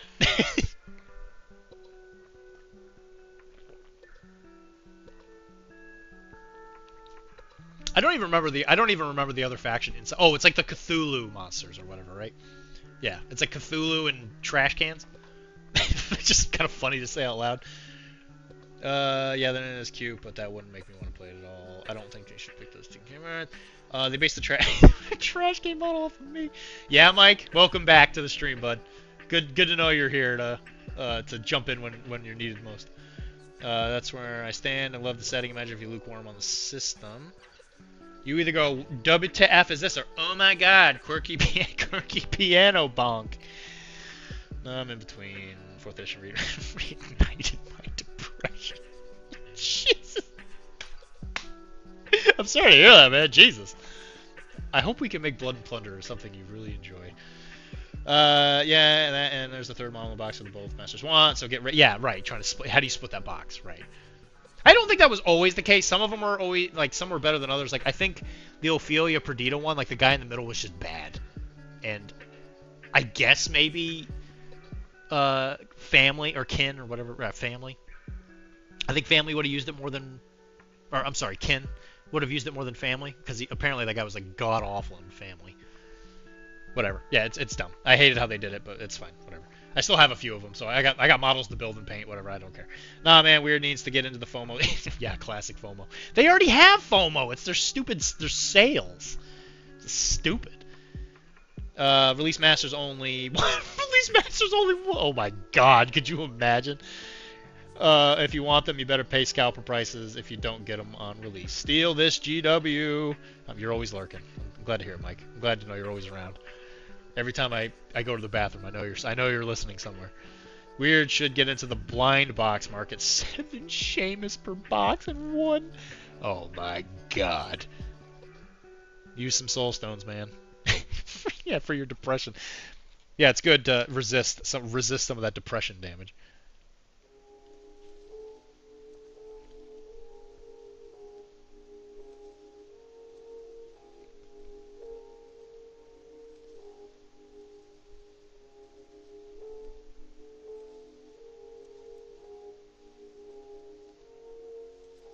Well, you know what? I think Mondays are going to be the day we do battle reports. So we are going to start doing some kind of battle report day on the channel. That's not the one that already happens on Tuesday. It'll be the Massachusetts version.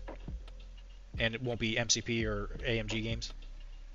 So we'll have to play Malifaux and talk about it at some point, Wilmar. Like, I'll come get you before a stream and bring you over.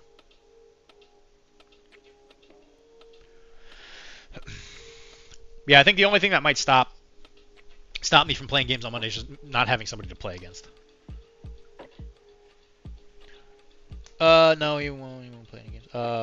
Man, I'm still mad that Jackdaw works the way he does. No, he won't play any games. Use some soul. I can't do that, and you use an ability that has a soulstone trigger. Where your crew sheet at, man? Get on that pronto. Crew sheet. You talking to me? My crew sheet? It's guild. Man, I'm still mad. No, he won't. He won't play any game. What? They should release a new master that actually rolls dice. Rolls dice as a mechanic. Oh my god. Yeah, I think we should do it. I think we should just play the game and enjoy it. I mean, God forbid somebody sees somebody play a game for fun. Like, oh my god. Disgusting. All the games I play, I want to do on that. I want to do on the channel. I want to do Bushido. I want to do Infinity. I want to do Blood and Plunder. We should do Carnival. We should do Blood and Plunder. We should do Lunar. We should do Blood and Plunder. We should do Port Royal. We should do Blood and Plunder. Call him John Workshop. We're going to be workshopping something here, that's for sure. He has this thing where if you roll behind scenery, you get to raise on damage. Pizza. Calm down. Somebody's about to have a heart attack. You calm down. Okay, let's do it on stream so we can see when your head explodes, like in scanners. You see if 4th edition works. I mean, I don't think I'd be upset. I mean, I would approach it from like a logical standpoint, you know. We would play the game. I would be like, okay. Eventually, what's going to happen is we'll be playing a game. Something will happen that I don't agree with, and I'll be like, okay, that's fine, whatever. And then at the end of the game, I'll be like, that's not how that should work.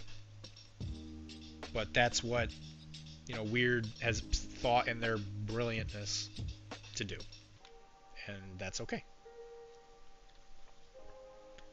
I've learned that there's enough games, especially these days, there's enough games that exist in the world right now that if you don't like one, it's fine. Just move on. And I think that some of these game companies are kind of forgetting that. Like, I'm sure GW is probably still, like, top dog in the market or whatever, but I would almost guarantee that they've lost at least probably a fairly big chunk of people that used to play their stuff to play other stuff. And that's just because they're not the sole owner of like the hobby anymore. Like I'm sure like the number, like I'm sure like it's like GW and then like the next one down is like way down here, but I would be willing to bet that I'm not the only one who's like, I hate GW, I hope that company burns in hell, and I'm gonna play some other game. Like there's no way I'm the only one that thinks that.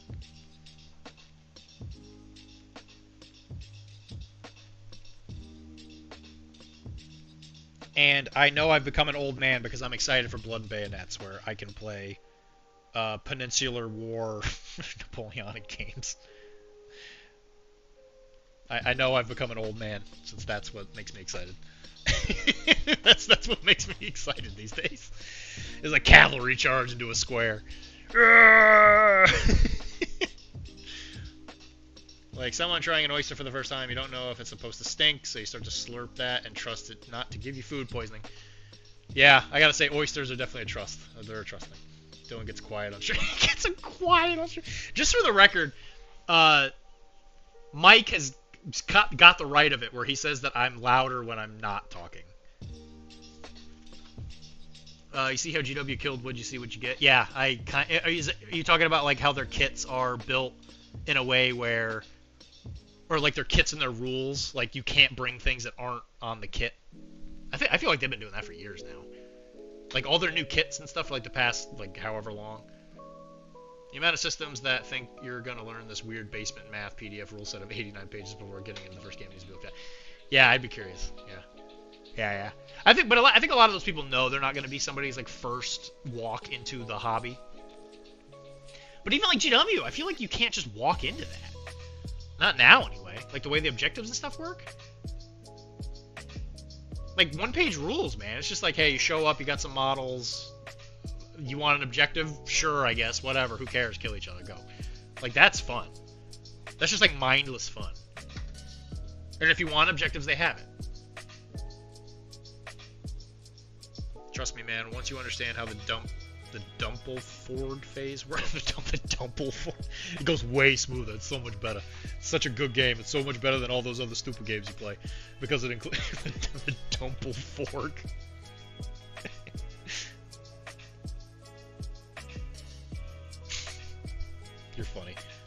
You're a funny man. You know that? Anybody ever told you you're a funny man there, Pizza? You like kill each other missions? Boo-hoo. Boo! Boo this man! Listen, I play games for fun. I don't want to think that hard when I play my games. I think that's why I like Blood and Plunder so much. It's just because it's like, it's a game for babies on the surface. But then if you really want to get into it, there's like an actual like weirdly strategic level of math that goes into a lot of things.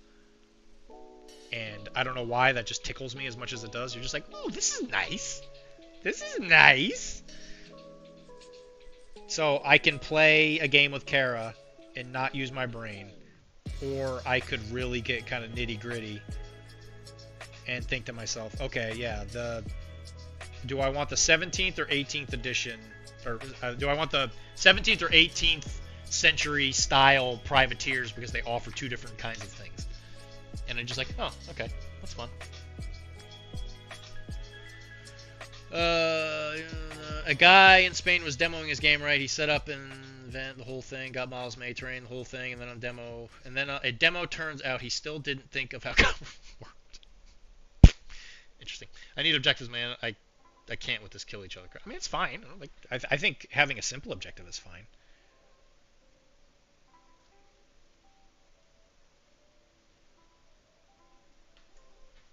I do think certain games break down. Like Infinity wouldn't. I don't think Infinity's even remotely playable if it's just kill. I think the first game you play of it should be relatively simple as far as objectives go. Like, yeah, it's kill, but like I don't know, King of the Hill in the middle or whatever. Like I think that's fine. But yeah, that game desperately needs an objective, or it's just an entirely different game, and not in a good way.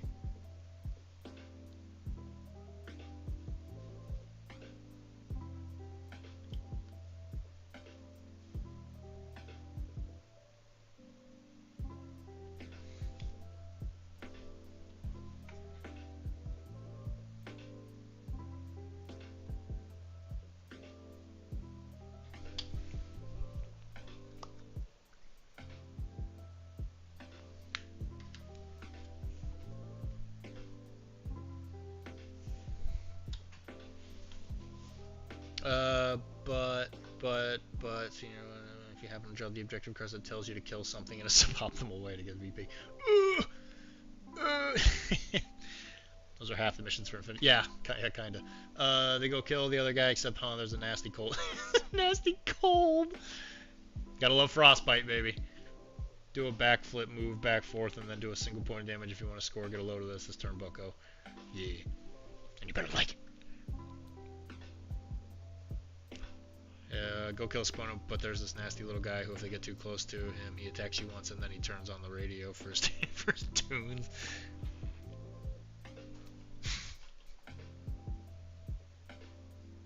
You guys are silly. You guys are a bunch of sillies. Yeah, thanks for hanging out with me, guys. This has been a good stream. It's been these streams where we actually like talk about stuff, man. God, I love these things.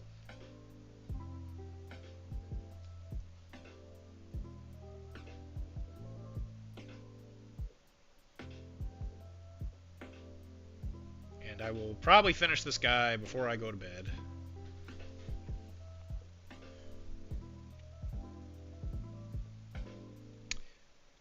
So yeah, I guess we could kind of talk about that, like what I need to finish for the list.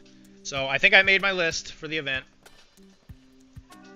and it is a 18th century privateers list for the English, and I think I'm gonna need like a few more sailors, like not many. I think I gotta paint 2 sailors, and I think I'll be fine because I got that pretty much under control.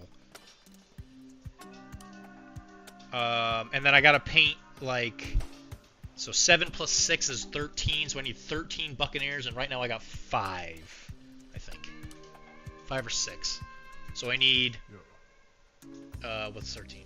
So I need like 7, I need like 7 or 8 of them, depending on if I have 5 or 4. which I might just use English militia guys, because I can fill those in, so that's probably not a huge deal. So I think for the most part, all I gotta do is I gotta paint these Enterplogue, which I don't really have a replacement for, so these gotta get painted. So I gotta finish I finished 2 of them, so 6 more Enterplogue, including this guy. Or not well, whatever. I gotta paint 6 of them. I painted 2. This is one of them, the ones in my hand. So I gotta finish these guys, and then I think I have to finish the boat. And I think honestly, I could probably just use militia in place of the Jamaican privateers. So it might look okay, but I should keep painting those. Buck.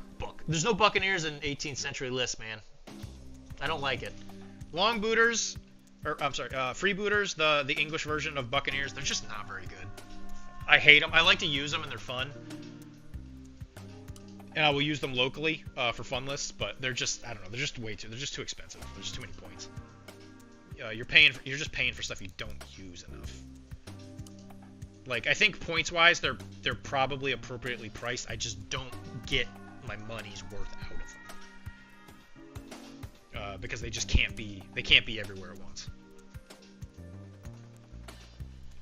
So I think that's what I got to do. So I got to finish essentially all these Enterplogue. I got to finish 2 sailors, and then at that point I just paint as many of the freebooter guys as possible in the boat. And I have until I got 2 weekends, I think. 2. And I can paint during the week, so I think we might be okay. Honestly. I think we might be in an okay position.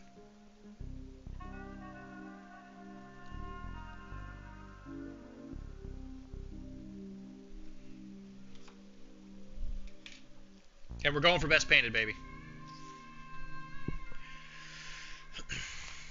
And I think as long as I do that too, I think I might be okay for the land tournament too. I'm hoping that I can also have that be fully painted, but that one we'll have to see.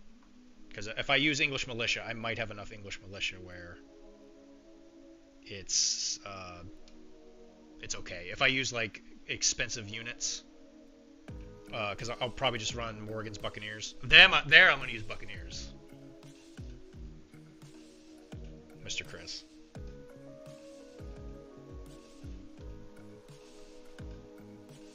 Again, that one I'm definitely not going to win the land tournament,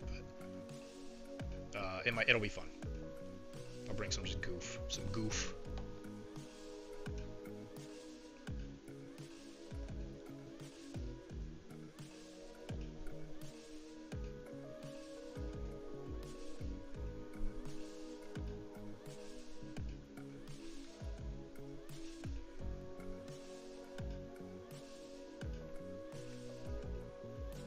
And then when I get back from Nova, we're going to be doing a lot of, hopefully, project finishing. So hopefully we'll get all of Ernie's stuff out.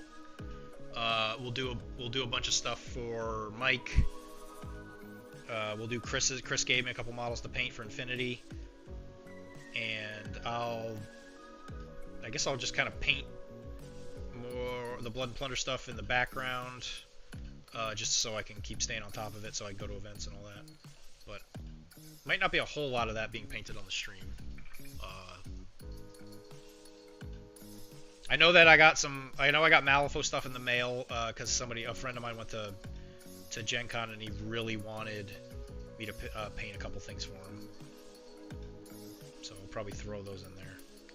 He got me a Misaligned, or whatever her name is, the new Terry. So there will be another bellhop. We're gonna paint another bellhop.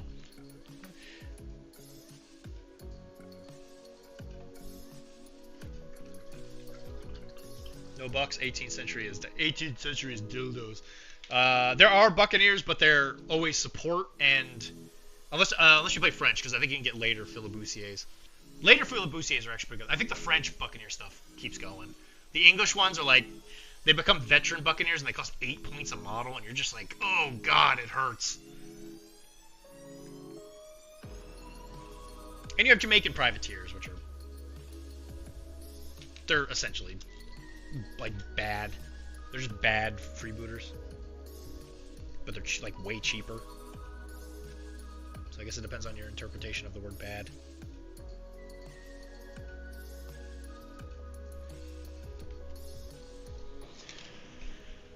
"18th century's dildo." 13 more ghosts. Fuck you.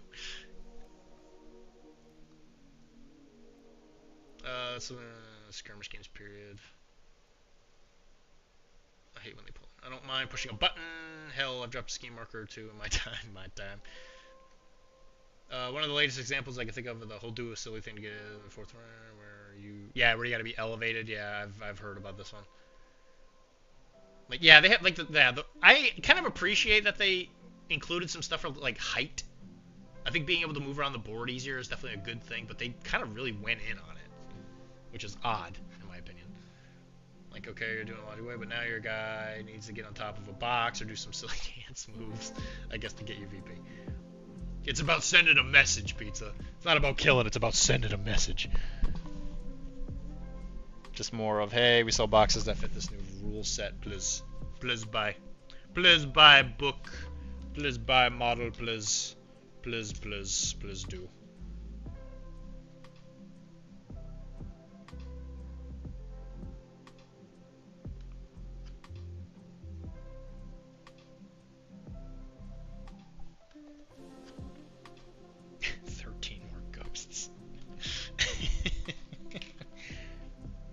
Can it be done? Can we make it, guys? Can we do it? That's the question. Alright, and I was thinking, because this guy has black leather for his bag, I'm gonna hit it with a little bit of the armor, or the little bit of that leather wash. That sweet, sweet leather wash. I love how also the new elevation rules reward your models for doing silly parkour on boxes to get extra yeah, it's weird, isn't it? It's funny because I know that Carnival kind of does something similar, where if you do hops and stuff, you get like extra hops. But that's like kind of like built into the game.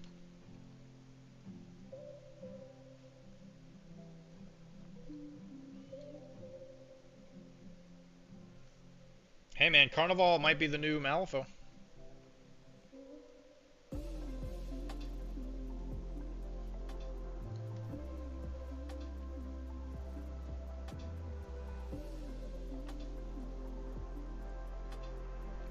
It's kind of got that similar vibe.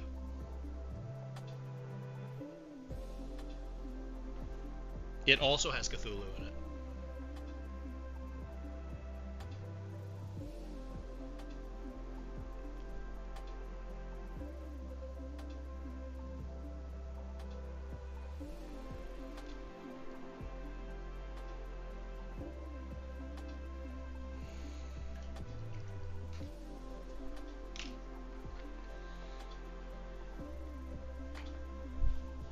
This was just a rules byproduct, though. It's super worth it on 50mm models. The ultimate copium.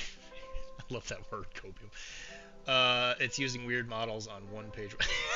Oh no! Oh no! That's so sad. Don't do it. Yeah, once your models have been put down to the level of being on one-page rules, you know. Uh-oh. Things aren't going your way. Oh no. Okay, yeah, it's close enough. I can't start working on something before I gotta get off. So yeah, guys, thanks for hanging out with me. Jeez, man, what a great stream. Pizza, thanks for hanging out with us, buddy. You're always a prize. You're always a prize to have around, man. I always love to see you come on. So we finished 2 models. I'm going to finish a third because all I got to do is just his hair, the hat, and some of the cloth stuff. So this guy will take me like probably like another half hour maybe.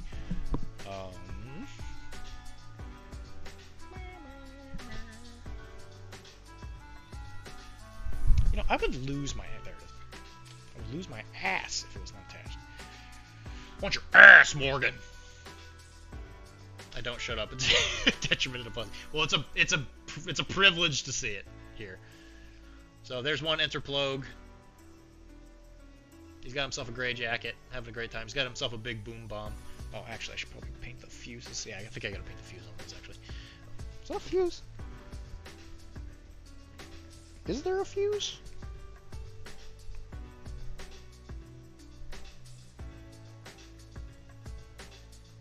It's like a little grenade pin.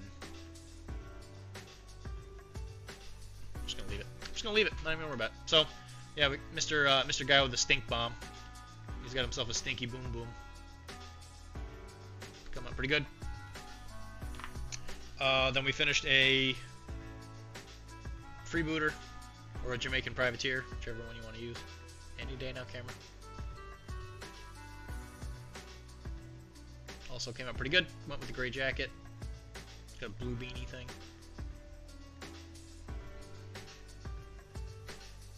And you know that's how the cookie crumbles. And then we're gonna finish this other interplogue. So there'll be three done interplogue. So almost done with half the unit. His pants will come.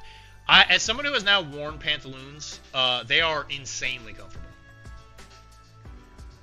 Yeah, I'm not gonna lie. I've actually been inspired to buy more of them because I think they're insanely comfortable. I'll have to wear the pantaloons on here. I'll have to wear my pirate outfit next time on here because I found it in the move. It is bizarre how comfortable it is. So much room for activities. Yeah, there's a nice little breeze. A nice little breeze down there. Alright, we got enough people. Let's do a raid. Let's make somebody happy. Yeah, but guys, thank you very much for hanging out with me. It's been a really good time. And if you're coming over from Gemini, I really appreciate you hanging out and staying. If you did, I hope you enjoy being here.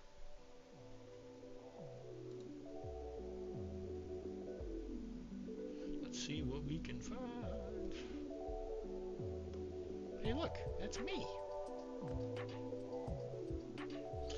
There are so many VTubers. Why are people scared to show their face?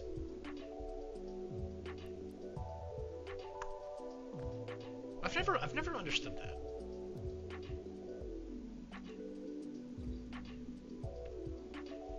What are we doing here?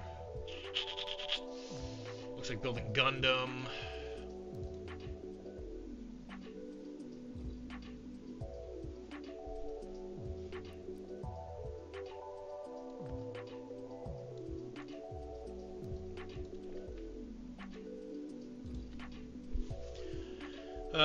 Maybe they're too cute for this world. Yeah, maybe.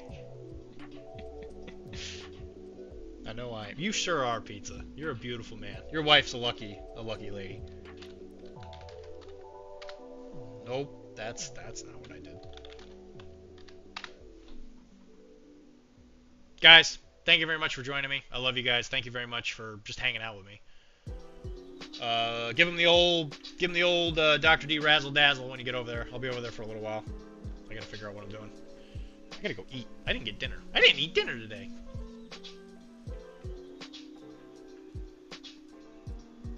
So guys, thank you very much, and I will catch you guys maybe tomorrow. I'm not entirely sure what's going on tomorrow with this camera thing, so I'll keep you guys posted. We'll talk to you guys later.